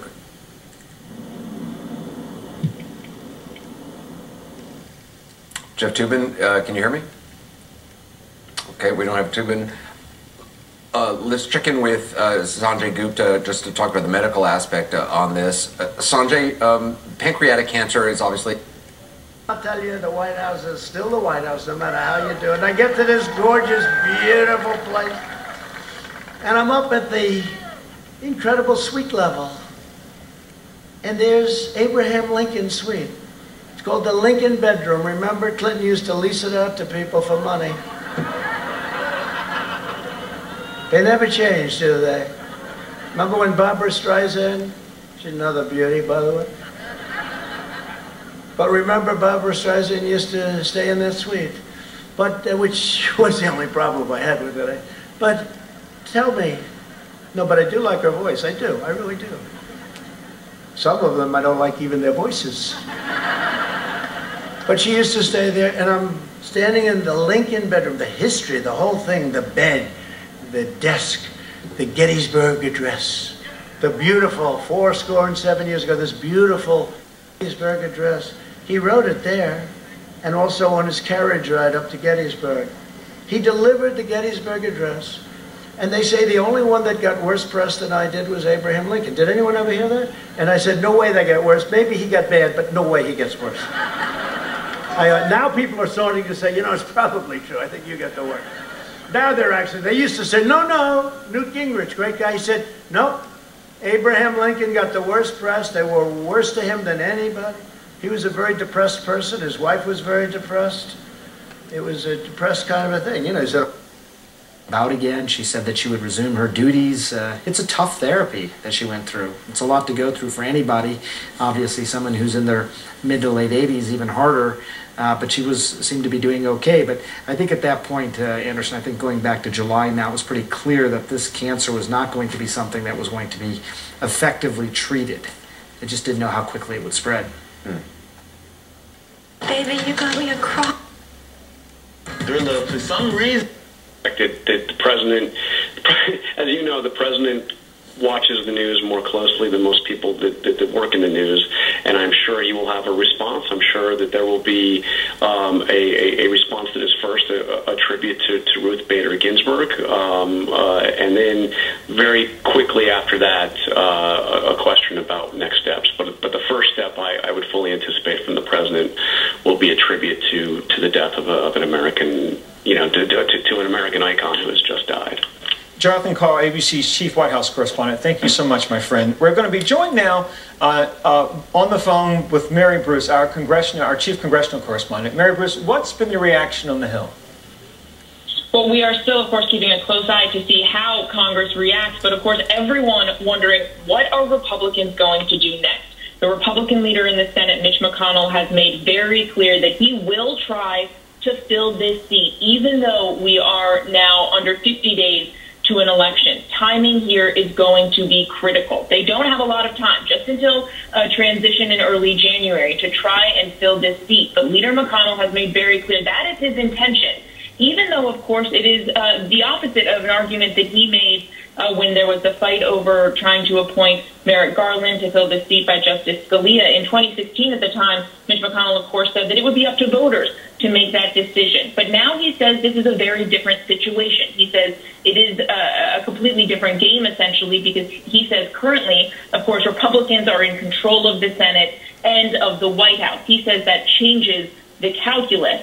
Democrats, though, say that is simply splitting hairs. They are going to try and delay this. And, of course, remember, because of the rules currently, Republicans they have the votes to fill this seat. But, of course, Democrats have the ability to try and delay and delay and delay. And I suspect that you will certainly see that. Trying to fill this seat, of course, is a potentially risky move for Trump and for Republicans. A lot of eyes now are on moderate Republicans.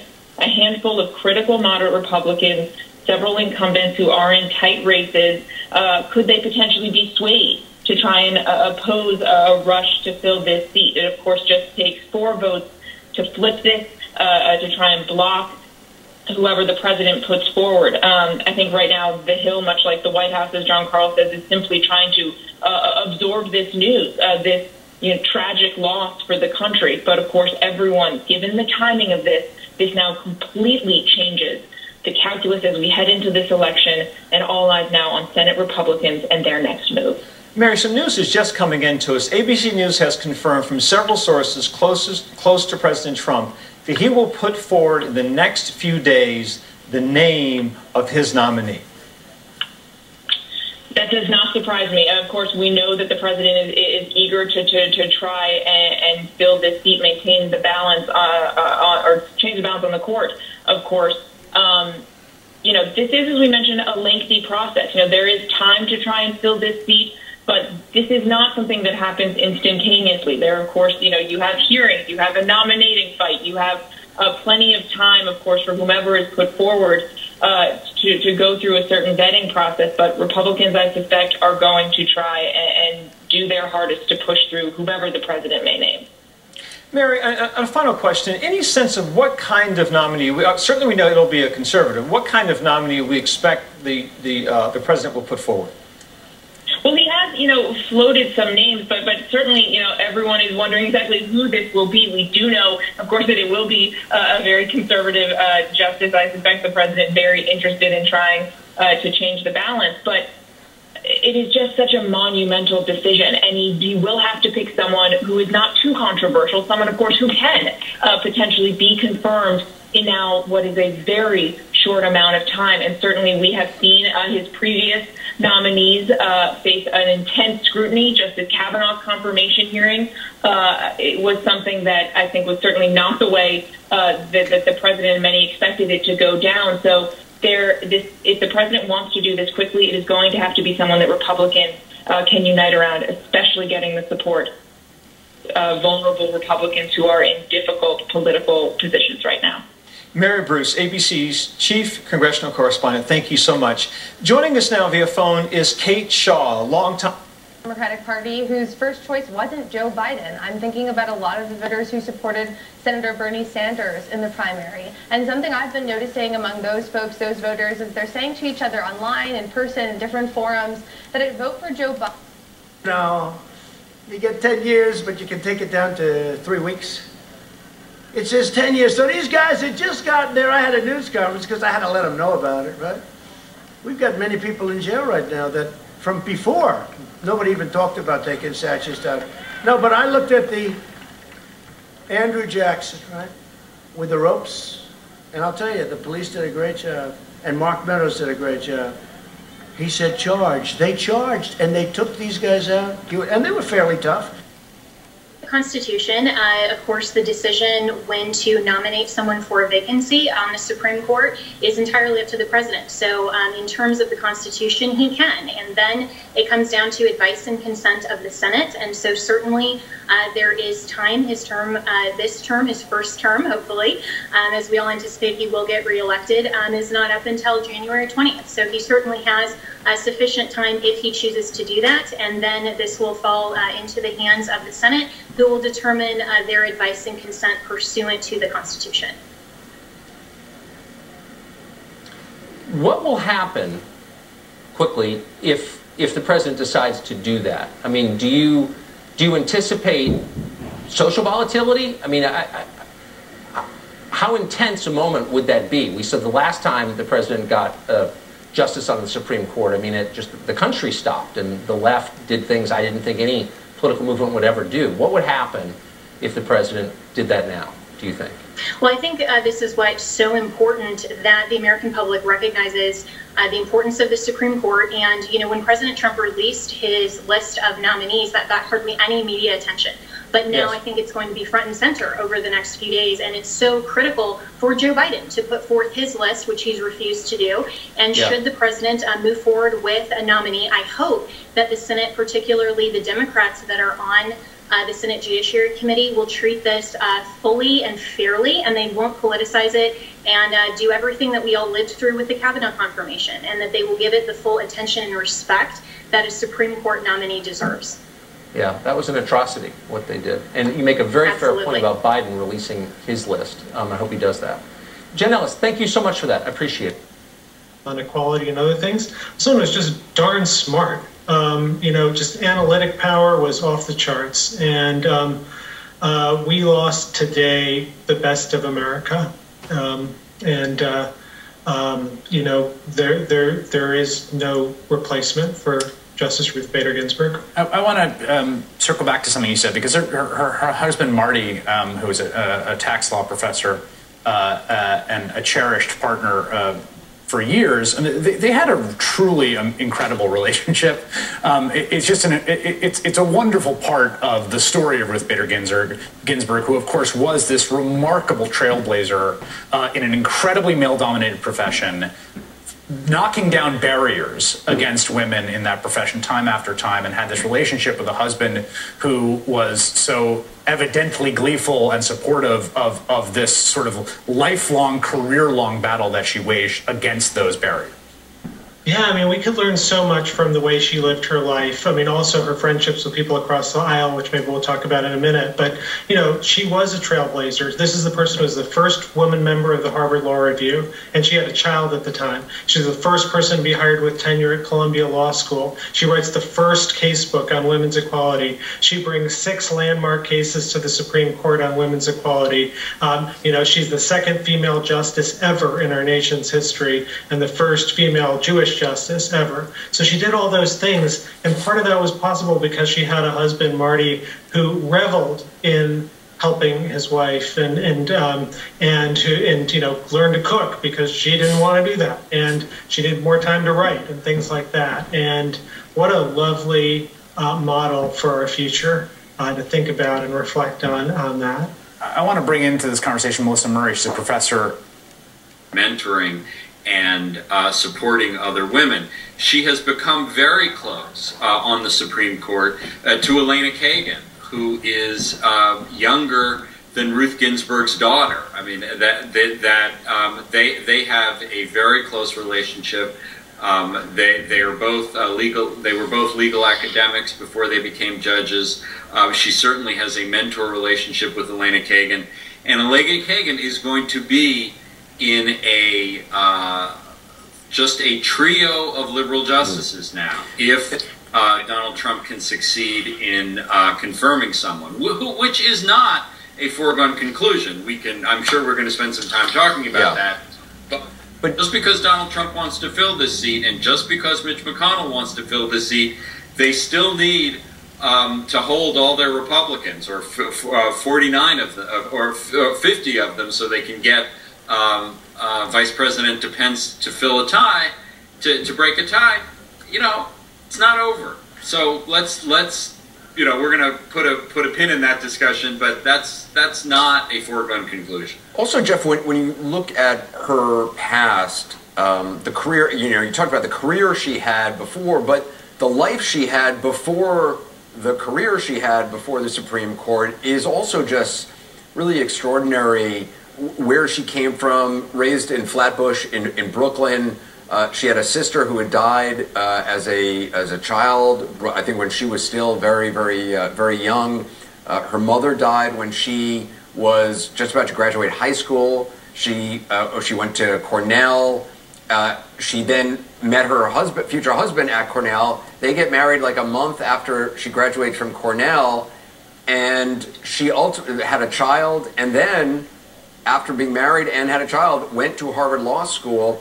And I want to play something from a documentary, RBG. This is Justice Ginsburg talking about her mom, who passed away when she was 17. My mother died when I was 17. I wish I could have had her longer. Well, her mother must have been a very steely person, because she had cancer a long time and lived trying to get her child through high school. She had 2 lessons that she repeated over and over. Be a lady and be independent. Be a lady meant don't allow yourself to be overcome by useless emotions like anger. And by independent, she meant it would be fine if you met Prince Charming and lived happily ever after, but be able to fend for yourself. Erin Carmen, and co-author of Notorious RBG, joins us now by phone. Erin, that loss that she lived through as a teenager in high school, the fact that she was able to propel herself to Cornell, and then after marriage and having a child, to then go to Harvard Law School, and with all the discrimination she even faced at Harvard Law School, where I think she was one of like 6 or 9 She was women. one of 9, yeah. No, one of 9 women. Out of a class of like 500. Yeah. Yeah, Anderson, she was somebody who was shaped by loss very early on. She was someone who not only lost her mother, but her sister. Her husband struggled with cancer when they were in law school, and she would stay up all night taking care of him. She learned to get by on 2 hours of sleep long before her own cancer diagnosis. I mean, you could say that cancer was this shadow that haunted both her family and herself. And yet the fact that she really wanted to fulfill the dreams that her mother had for herself, for her. Her mother had a dream of education for herself that was not realized. She herself dreamed of a life in the law, a life fighting for what was right, and to have a profession in a very practical sense. And the kind of perseverance and tenacity that she showed throughout her life, throughout cancer, broken ribs, repeated hospitalizations, the loss of her husband, being the only woman on the court, seeing the politicization of the court, seeing how jaggedly it moved to the right when President Bush was able to replace the moderates on the court. Throughout all of it, she really beat the odds. Unfortunately, she couldn't beat these odds. But it was a life that was repeatedly defined by defying people's expectations of her. Defying people's expectations. I read a story that when she got to Harvard Law School, the dean, I think it was of Harvard Law School, I think brought all the 9 women to dinner who were students, and I don't want to, I'm paraphrasing, but it said something to the effect of, well, what did he say? Well, he asked all of the women to stand up and justify how it was that they could take the place of a man. And Justice Ginsburg was honest to a fault, and perhaps she was joking, but to my knowledge, what she said was not true. She said she was hoping to be a better wife to her husband. The real reason that Justice Ginsburg was at Harvard Law School is because she had a passion for the law. She loved her work. It was one of the great loves of her life, the law. And she used the law as an instrument to expand rights and equality for people who had been written out of the original We the People. But she was just somebody who wholeheartedly devoted herself to that task. And so, no, she was not at Harvard Law School in order to make a better dinner conversation with her husband, although they did have a wonderful relationship. And she loved Harvard Law School, ended up going to Columbia, where she graduated, I think, like first in her class, or tied for first in her class. Yes, she did, yes. In fact, when she got to Columbia, everybody sort of gulped and had been warned of her. She joined the law review at 2 different Ivy League institutions, which I believe broke a record at the time. But despite that sterling achievement, Anderson, she was not able to find a job for the longest time. She said that there were 3 strikes against her. She was a woman, she was a mother, and she was a Jew. And it was, in fact, having so many doors slammed in her face that led her to the cause of gender equality. She, she might have ended up at a cushy law firm had she been given more chances. And instead, her own experience with discrimination, both as a mother, as a woman, religious discrimination, instead led her to think about how to broaden opportunities for a greater range of people. Instead led her to figure out how to use the Constitution to make We the People more than just an ideal, more than just a broken promise. Be on the ballot. I mean, if things are ripe for problems right here, Tucker. Sagar and Jenny, thank you so much. I appreciate that. Thank you, Tucker. We want to take a moment to consider some of the issues that ultimately are decided by this country's highest court. Immigration is one of them. Obviously, it's a key issue for the Trump administration as well. Dan Stein is the president of the Federation for American Immigration Reform. No one watches the court more carefully on questions relating to immigration than he does. We're happy to have him on tonight. Dan, thanks. Good to be here. So to what extent is our immigration policy crafted at the Supreme Court level?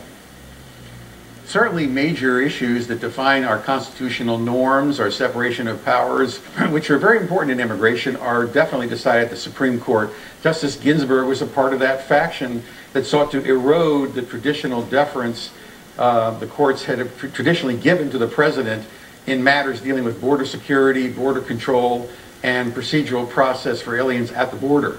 So, you know, this is really kind of a philosophical dividing issue where you see the liberal justices, which Ginsburg obviously has been a part of, eroding certain doctrinal principles that prevented, for example, Americans from suing on behalf of aliens outside the country, which dramatically increased the volume and amount of litigation that was used, for example, in challenging many of the things that President Trump tried to do during his administration. So it's this is a very significant thing. If Donald Trump is able to actually make this appointment go quickly, and I mean, come on, Tucker, what would Chuck and Nancy do in the same situation, right?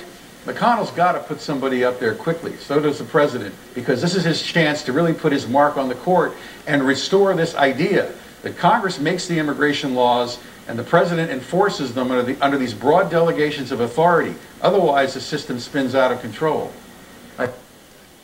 A popular figure, you know, I've got a bobblehead doll that someone sent me. You know, we all have our stories about Ruth Bader Ginsburg, but her love of music, many occasions in Washington when we would sit and talk, and I can't say I was the closest to her, but I certainly knew her well and knew her through her love of opera, and her friendship with Justice Scalia, and her, of course, deep friendship with Steve Breyer, and I know this is a horrible loss for all of those who loved her so dearly and honored her and respected her. You made that point about her sort of pop cultural meme status, which, you know, sort of exploded in the last 5 or 6 years. Irene Carmona, former colleague here and friend, who co-wrote this great biography of her. Exactly. And what I heard from people was that like she really was into that. She liked the icon status. She enjoyed being a kind of pop cultural icon. She had great sense of humor about it, the notorious RBG, and I mean, she let herself be videotaped during her workout. You know, she enjoyed it because I think she felt it was kind of amusing and reinforcing for other women that she was such a role model for. And also, as a cancer survivor, I can tell you, her ability to work through the treatments and the pain and multiple cancers was just extraordinary. Andrew Mitchell, I know that you've got a lot of work to do, and you were kind enough. An opportunity. The idea, Sager says that we're supposed to be afraid of potentially normalizing violence, whatever that means. Our institutions have to be able to function efficiently in our country. The Supreme Court is a part of those the efficiencies of those institutions. Mr. Linnick told Mr. String that he was amenable. It's because of the internet. You know, you think of that as almost an ancient kind of a crime, right? But it's not. It's a very modern crime, and it's an unbelievably profitable crime. They traffic in women, a little bit children, but mostly women, where they'll put administration to sort through. That's what worries me. Well, you have people that do nothing but look for the traffickers. To me, the traffickers are the biggest scum in the world. How the balance tips? Well, that's an excellent question because, you know, it's now the liberals really are on the downside. They've come out of a pretty good term. The 2019-20 term was a pretty good one for the liberals, even though they are in the minority. They held on to, they stopped a lot of reversals of law and managed to work with 2 justices on the right wing to expand protections for gay and transgender workers. So they're and you know, managed to preserve abortion rights to this point. So now with the possibility of President Trump being able to nominate a 3rd person to the court, nominate and get confirmation of a 3rd conservative appointee, this is going to become a 6-3 court, and no longer will it just be what was 4 liberals hoping they could woo over Chief Justice John Roberts, who feels a sense of balance at the court. Now, Chief Justice John Roberts, it won't be in his hands. It could potentially be in the hands of a Brett Kavanaugh, depending on what happens. Anderson. But it's a much different court today than it's been at any other point. You know, since the 70s we've talked about this conservative court, but we're now tipped to a place where the right wing controls like it never has before. Jeff, and you know, if I was wrong, they would, but they can't question me, because when you see right to try, we took care of our vets. We just got a 91% approval rating from the vets. 91, it's never happened before. We got choice approved. We got accountability approved. Drugs are way down. We got a little setback with this whole situation where, you know, these shutdowns caused a lot of problems with drugs, a lot of everything, but drugs were way down. We had our best year in the history of our country last year, and we're going to have the best year, we're going to have a better year coming up. That's why you have an obligation to vote for the guy that got you there.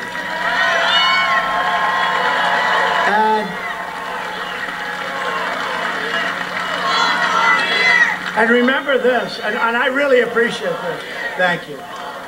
But I appreciate this because 9 Democrat mayors of cities in the Iron Range, you know that, have endorsed me over Sleepy Joe. What do you like better, Sleepy Joe or Slow Joe? What's better? Let's do a poll. We do a poll. I do free polls. You know, these polls are all, they charge you a fortune for this stuff. They interviewed 3 people, and you know, then they charge you $1 million. We interviewed 233 people. I got thousands of people that listen to it free. What do you like better as a nickname, Slow Joe or Sleepy Joe? So let's go. Wait, Slow Joe first. Okay? So just scream if you like it. So you have a choice. Slow Joe, they're both very appropriate. Slow Joe or Sleepy Joe. Ready? Slow Joe. I think we're going to have a winner. Sleepy Joe.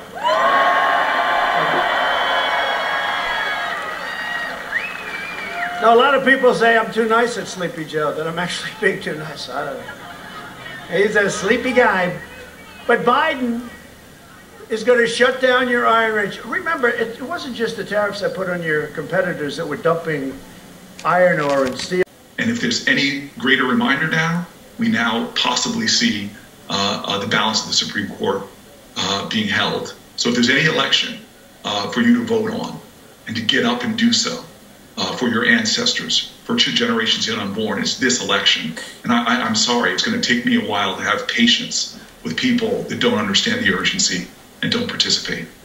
Let me just say this, is that I think this is going to be a moment where there's going to be calls and expectations from people precisely because of the urgency you said, to see Democrats do everything in their power, obviously, you know, within what you can do, to stop filling a vacancy, right? Like there's a, you know, fortune favors the bold, and I think that thinking outside the box procedurally and all those things, like whatever tool is at your disposal in the Democratic Senate leadership, people are going to mobilize to put pressure on you to use it. And I'm sure you understand that now, particularly having gone through that Kavanaugh confirmation, that there's, you know, people are looking for leadership too that is going to fight, that understands the dynamics of power here and the stakes of it. Well, I understand the privilege that New Jersey's given me, not only to be a United States Senator, but to be on that Judiciary Committee. Yeah. And I will stand up for what's right without any equivocation whatsoever. And as you already surmised, there are conversations already going on amongst Judiciary Committee members and senators and discussions about how to move forward. Again, my prayer for my nation, not just for my own political perspective, but my prayer for my nation, for the sacrosanct institutions of which we speak. The Senate may have compromised its integrity over recent years, but the Supreme Court, if Mitch McConnell makes the wrong decision here, I just worry about the integrity and the legitimacy of the court. Senator Cory Booker of the great state of New Jersey, who sits on that Senate Judiciary Committee, which is going to be the focal point of much of the nation's politics already this evening. Thank you for making time tonight, Senator. I really do appreciate it. Thank you. All right. Oh, well, this is fantastic. Joining me now, my good friend and someone who I want to speak to about this as much as anyone in the world right now, Rebecca Traister, also writer-at-large at New York Magazine. This is the nightmare scenario that has been dreading. You and I have discussed it for years and months, but it is now here. What are you thinking and feeling at this moment? I'm feeling shock that is probably irrational, because this was something that everybody knew was a possibility every day. You know, the timing of the news, it was very sudden. I didn't, you know, there had obviously been recent news that she was again ill with cancer, and then she'd been out in public, and so yeah, I feel surprised and horrified and chilled, and I think everything that millions of people are feeling. I'm very scared and I'm very sad. What do you see as the most sort of immediate pressing concerns politically? I mean, again, what Cory Booker said here and what Mazie Hirono said and what others have sort of juggling this sense of mourning, and the urgency of the last words of Ruth Bader Ginsburg. She obviously understood this, and it loomed over her for the many years of her life in a ways that almost seems unfair and burdensome and prison-like, right? Like that she knew this. She knew that when she was fighting cancer, she was fighting to both stay alive and to live out through the Trump administration. But the dynamics of this political moment. Yeah, I mean, there is nothing that has happened not only over the past 4 years, but the years that preceded those. There is nothing about Mitch McConnell's Senate that would lead me to believe that there would be anything, that anything would happen here except that they'd ram through the the justice of their choice. This is what the right wing has wanted. This is what the right wing has been planning for. The right wing wants control of the court. And it has gotten it in recent years. And Mitch McConnell was willing to do outrageous things and break every rule in order to maintain control of the court with a Democratic president. And he still has a Republican president. And I don't, I just saw, and I just saw news, and that Lisa Murkowski has said that she would want to wait, but are we going to find enough people who are going to wait? I mean, Joni Ernst months ago was rather ghoulishly talking about how she didn't see any problem with voting through a justice even in a lame duck Senate, even if Donald Trump lost the presidency. There was an interview, certainly within the past 2 months, in which Joni Ernst said that. I don't see a scenario where, sort of reason and protocol and norms suddenly take hold and we wait to see who the next president is and what the will of the American people is. I don't feel a lot of optimism on that front. I hope I'm wrong to not feel optimism.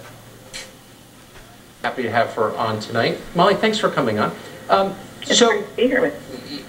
Respectful question, hoping for a respectful answer, but how would you assess the legal legacy of Ruth Bader Ginsburg? Well, regardless of what you think of her jurisprudence, this is a woman who had a lengthy career in public service. She was inspirational to quite a few women, is only the second woman to sit on the Supreme Court. She had quite a fan base, which seemed to be based more on the results of her rulings in favor of abortion as opposed to any particular legal reasoning or whatnot. But there are people on all sides who appreciated her, and even recently after Justice Kavanaugh was confirmed, you might remember that she was extremely critical of what Democrats had done to him in terms of trying to destroy his life. And so she was well regarded even by her colleagues there on the Supreme Court for how she defended them. Well, she was tough, and I admire that. She lived to 87 despite fighting all kinds of cancer, and I definitely admire that. Good for her. But assess, if you would, her jurisprudence. We haven't heard anything about that tonight. It's not a partisan question. I'm just interested. Was she respected by legal scholars? She actually, apart from her very political work in her support for abortion, which is, of course, the reason why many people like her, she was well regarded by some people for some of the more arcane legal reasoning that she worked through that had helped lawyers throughout the country. It's not so political, but she did have some stuff that people appreciated there. But that's not why she drives the excitement, probably. Right, that's probably right. So I have what I think is a statement from the Senate Majority Leader, Mitch McConnell of Kentucky, and I'm going to read it, and I just want to say I'm getting this cold, so apologies for mistakes. But here's, I believe, a statement from Mitch McConnell. Americans re-elected our majority in 2016, expanded it in 2018 because we pledged to work with President Trump and support his agenda, particularly his outstanding appointments to the federal judiciary. Once again, we will keep our promise. President Trump's nominee will receive a vote on the floor of the United States Senate. Again, I believe this is a statement from Mitch McConnell. President Trump's nominee will receive a vote on the floor of the Senate. So that seems to indicate, Molly, the answer to the question we've been asking for the last hour and 20 minutes since we heard this news. It sounds like the White House and the Republican-led Senate will move forward with a replacement for Ruth Bader Ginsburg before the election. Is that how you read that? Yeah, and Tucker, that would match with what they had said earlier in the year, that if there was a vacancy, they would move to fill it.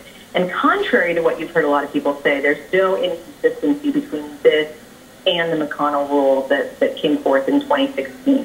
The McConnell rule was that you don't fill a nomination if the Senate is held by a different party than the president in the final year of a presidency or in an election year. That's not the case here, and that's why he's emphasizing there that the Republicans had the voters gave the Republicans the Senate in 2016 and increased it in 2018, and so that's an indication of what voters want in terms of both the presidency and the Senate. There's no conflict there. So people were hoping that that Mitch McConnell would not want to move forward, but if this is his statement it indicates that he will be moving forward, and that matches with what the American voters would like him to do. So, assuming this is true, and there will be a nominee, that nominee would have to be announced imminently, very soon. Who do you think it's likely to be? Who should it be? Well, President Trump has been working on nominees since before he was elected in 2016, and he's had a list that he's upgraded and improved over the years. And I think many people think it would be Amy Coney Barrett if he's to nominate. She's a judge who has a very good reputation. She has been confirmed fairly recently by this Senate, so she has recent relationship with the senators. She's held in high regard, and she is also someone that a lot of Americans appreciate. She faced opposition, not as bad as what Kavanaugh went through, but there was the senator who derided her for being religious and a judge, and she won a lot of fans by how she handled that. She also had some just really interesting rulings on various constitutional issues, and so there's enough for people to feel confident that she would make a good Supreme Court justice. And this is something that has helped Donald Trump in 2016. A lot of people voted for him because they were so concerned about the Supreme Court. It helped him then. These same voters care very deeply about this issue of who sits on the court. Democrats have said that if they were to take power, they might pack the court, that they would nominate in the mold of a more liberal judge and whatnot. But I'm not sure that that is something that will motivate their voters quite as much as it motivates Republican voters or conservatives who care a great deal about the integrity of the court. Given what the left did to Brett Kavanaugh, you've got to kind of wonder if someone like Amy Coney Barrett, who has quite a few children, would want to go through that. I think any decent person has to look in horror at what happened, not just to Justice Kavanaugh, but other people who've been nominated to the high court. Unfortunately, people have really ramped up what they're willing to do to fight someone from serving on the court, and anybody who cares about their family, of course, has to be worried. At the same time, I think the country's appetite for the antics that were deployed against Justice Kavanaugh were because what they really didn't like was his jurisprudence, but what they did was invented this horrific campaign to destroy his life and his reputation and his family.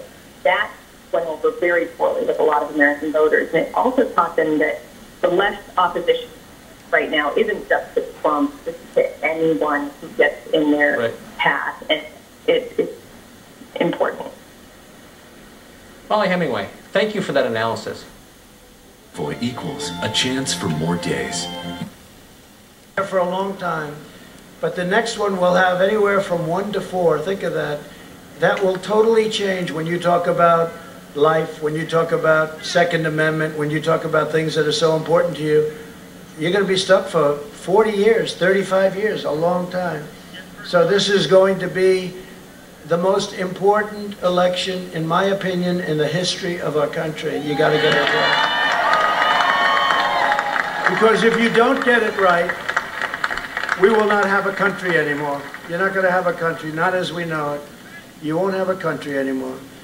We will uphold religious liberty, free speech, and the right to keep and bear arms.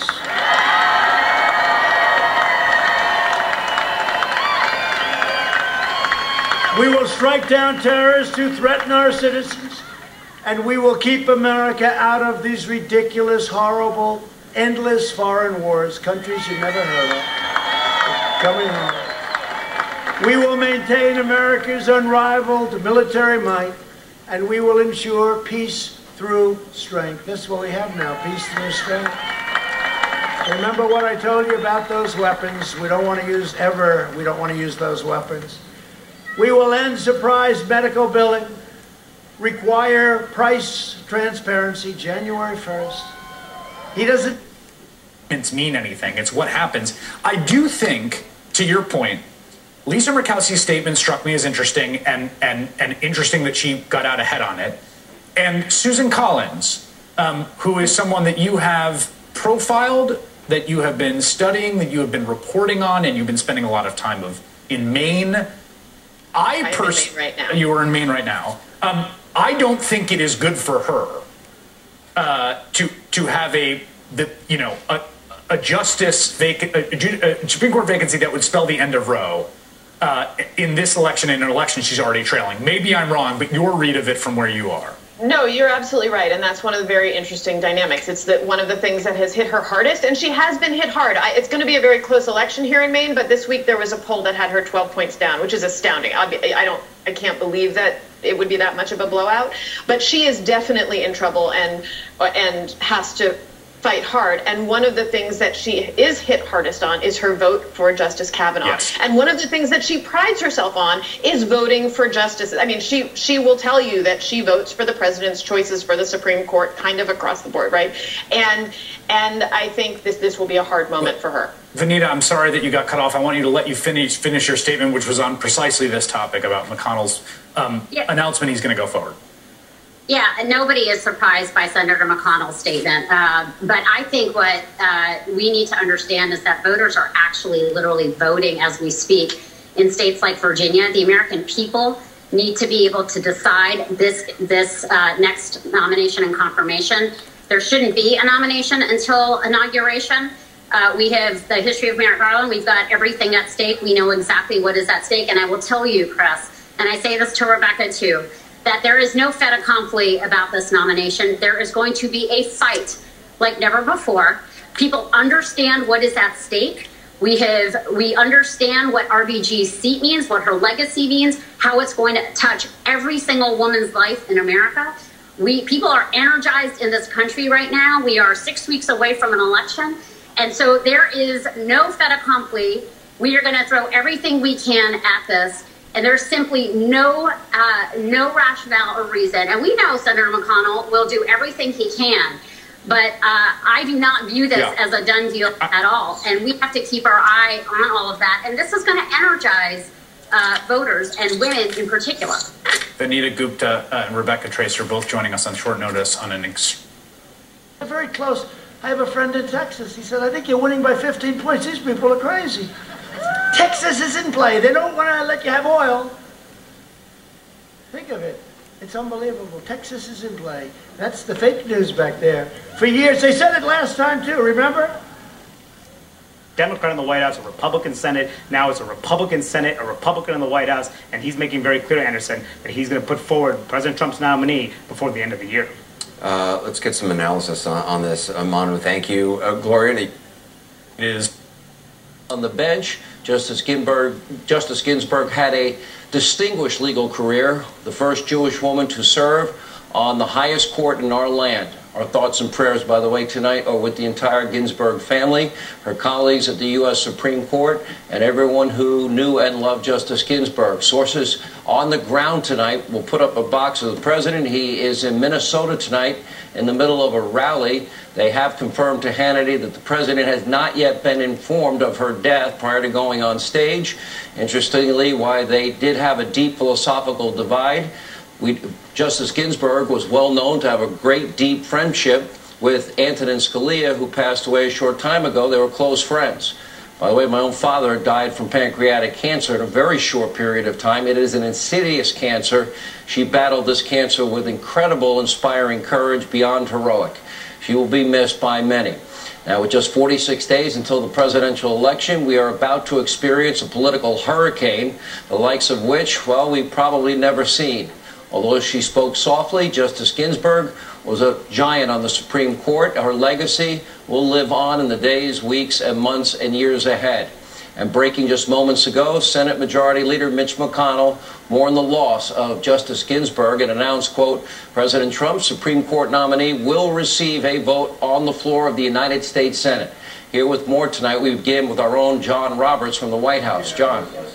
And Sean, it is interesting to note that the president was about 10 minutes into his speech there in Bemidji, Minnesota, up there on the Iron Range, when news of Ruth Bader Ginsburg's death came. So the president does probably not yet know what has happened, but just moments ago, just as part of his standard speech, the president started talking about the issue of the Supreme Court in terms of the election, saying that he will nominate justices and judges who interpret the Constitution as written, says the Supreme Court is so important the next president will get maybe up to 4 justices that will be appointed for a long, long time.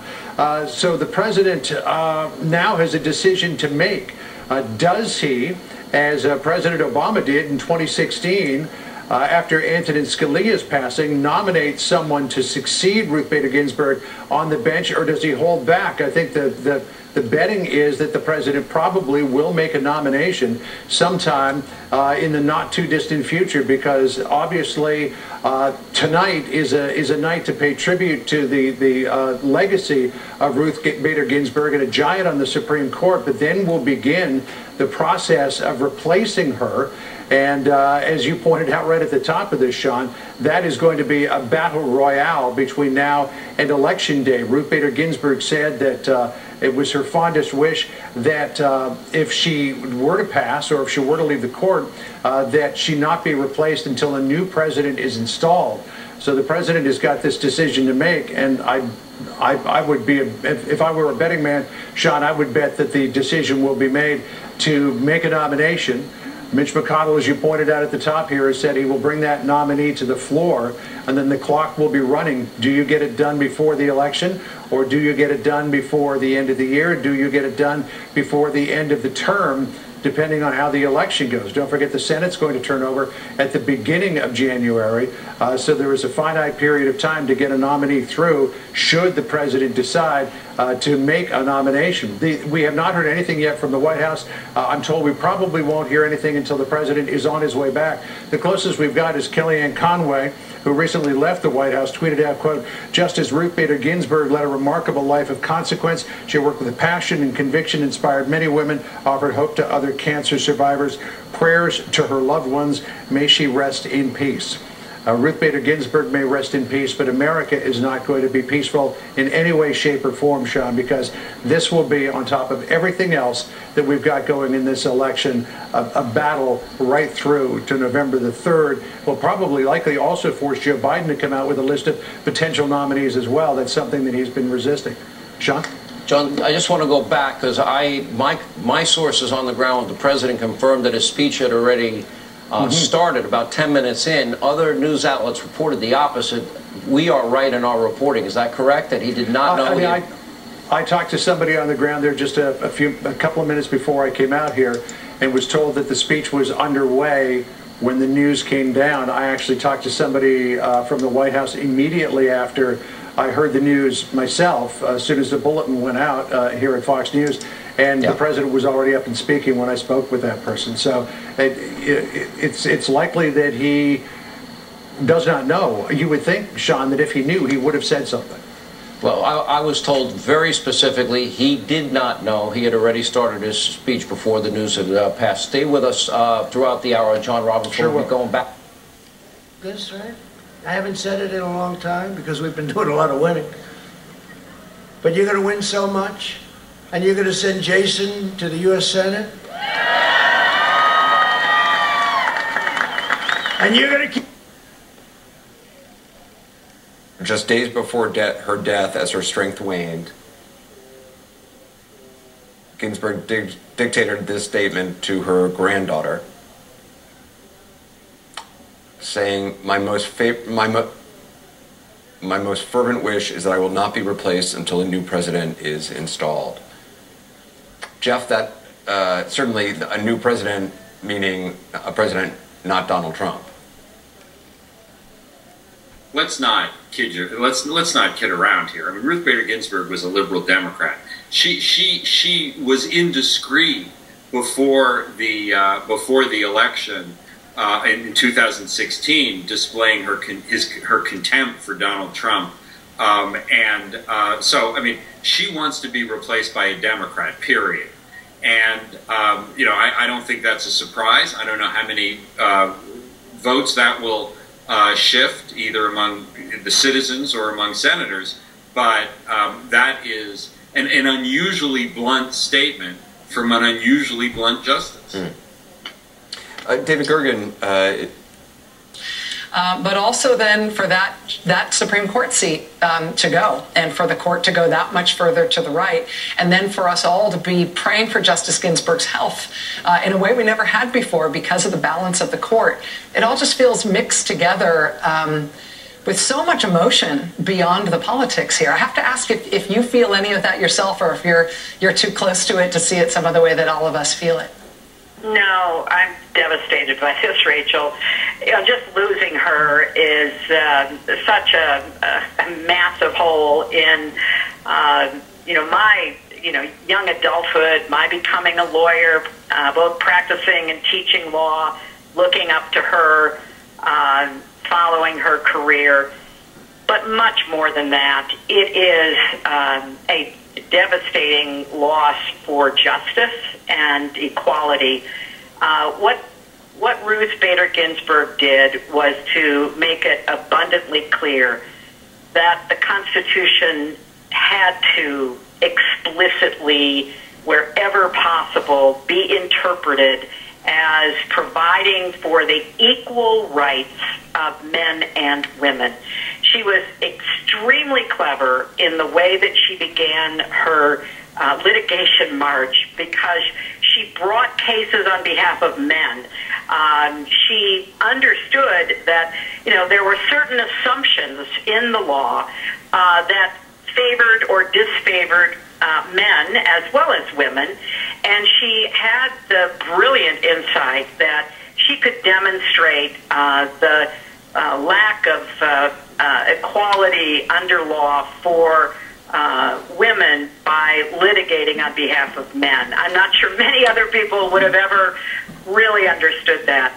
And now with her loss, it is not only a personal loss, but it's a real threat to the steady march toward progress that we need to continue.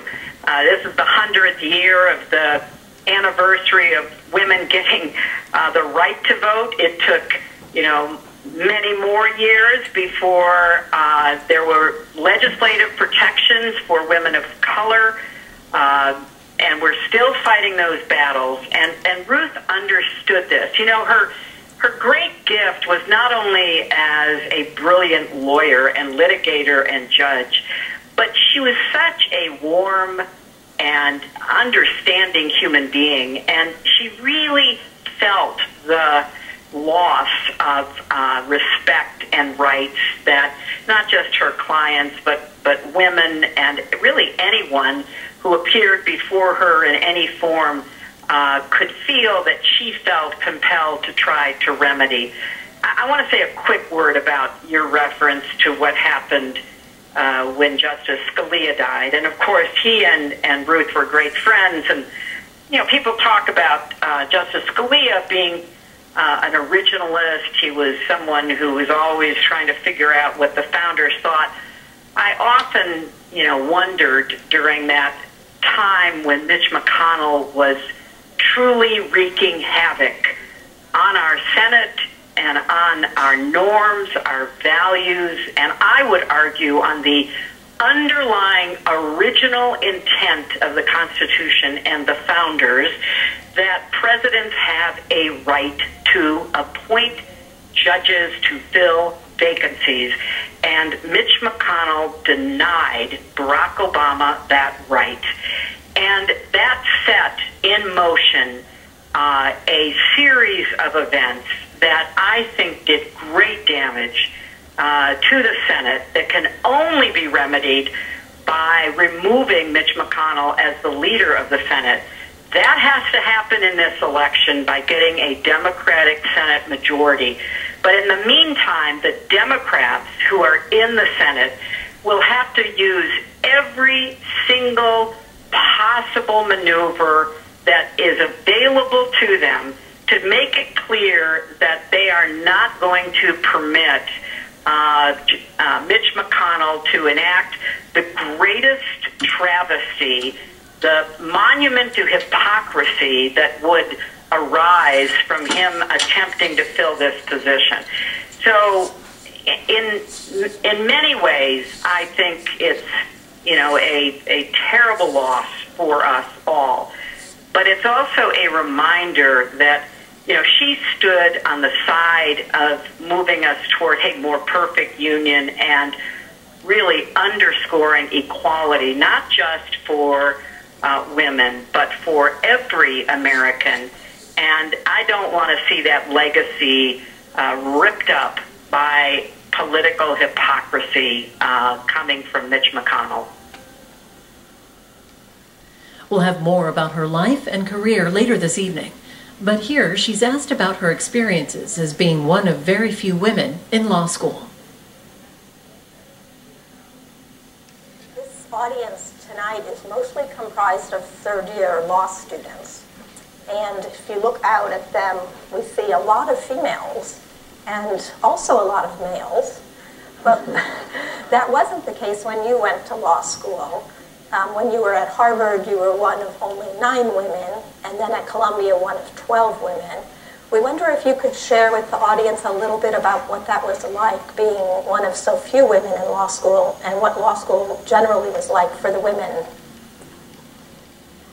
In my first year class, there were 9 women and over 500 men. We were divided into 4 sections, so most of us had one other female companion. We felt that all eyes were on us, whether it was so or not, that if we were called on in class and we gave a dumb answer, people would think, well, what could you expect from a woman? So we were super prepared. And the difference was noted by a colleague of mine at Columbia Law School. Now we're into the middle 70s, and women are showing up in numbers in law school. And he admitted to having a certain longing for the not-so-good old days. Why? Because he said when the class was moving slowly and you needed a crisp, right answer, you called on the woman. She would tell you what you wanted to hear, and you could proceed. Nowadays, he said, there's no difference. The women are as unprepared as the men.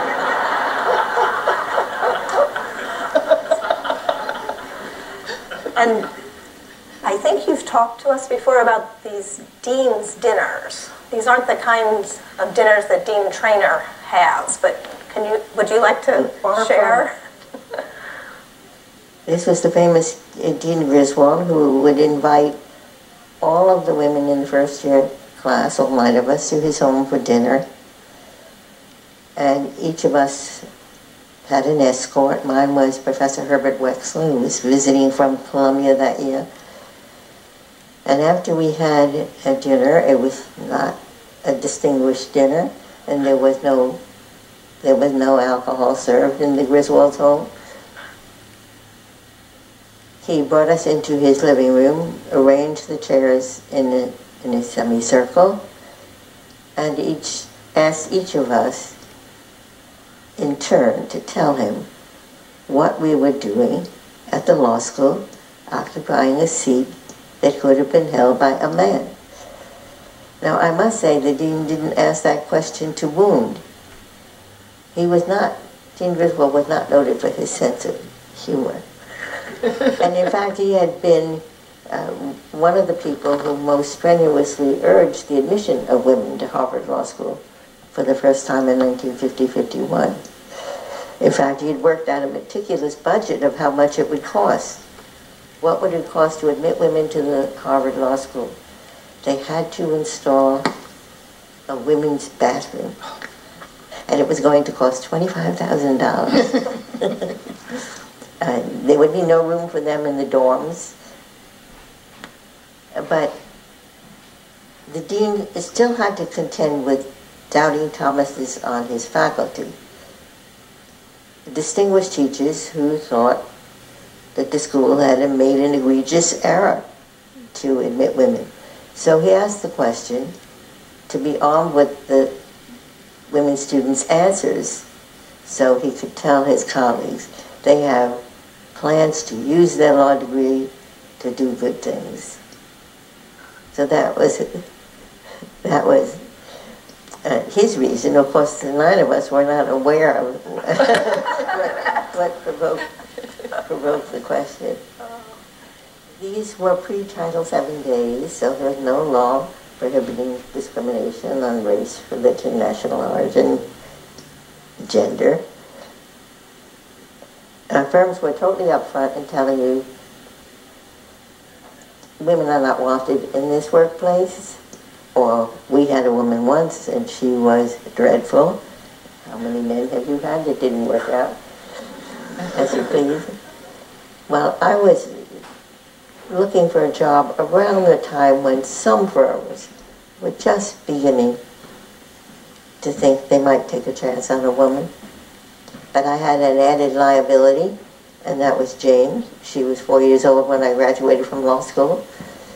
If a firm was willing to take a chance on a woman, they were not yet prepared to take a chance on her mother.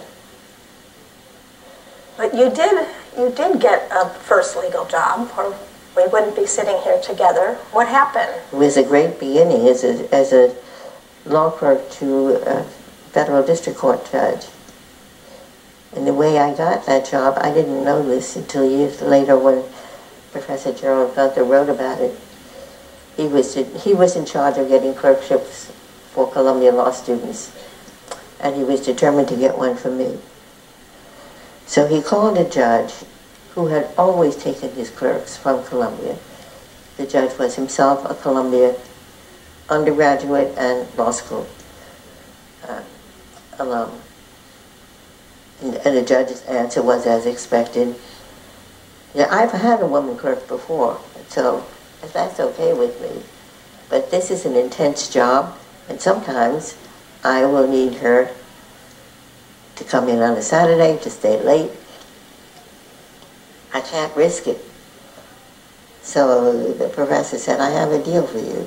You can't refuse. Give her a chance, and if she doesn't please you, there's a young man in her class going to a downtown firm, and he'll jump in and take over. That's the carrot. There is a stick as well. What was the stick? If you don't give her a chance, I will never recommend another Columbia student. And that, for women of my generation, getting that first job was all important. Just had to get your foot in the door. If you got the job, you generally performed at least as well, in many cases better than the men, but you needed to get that first job to be set on your way.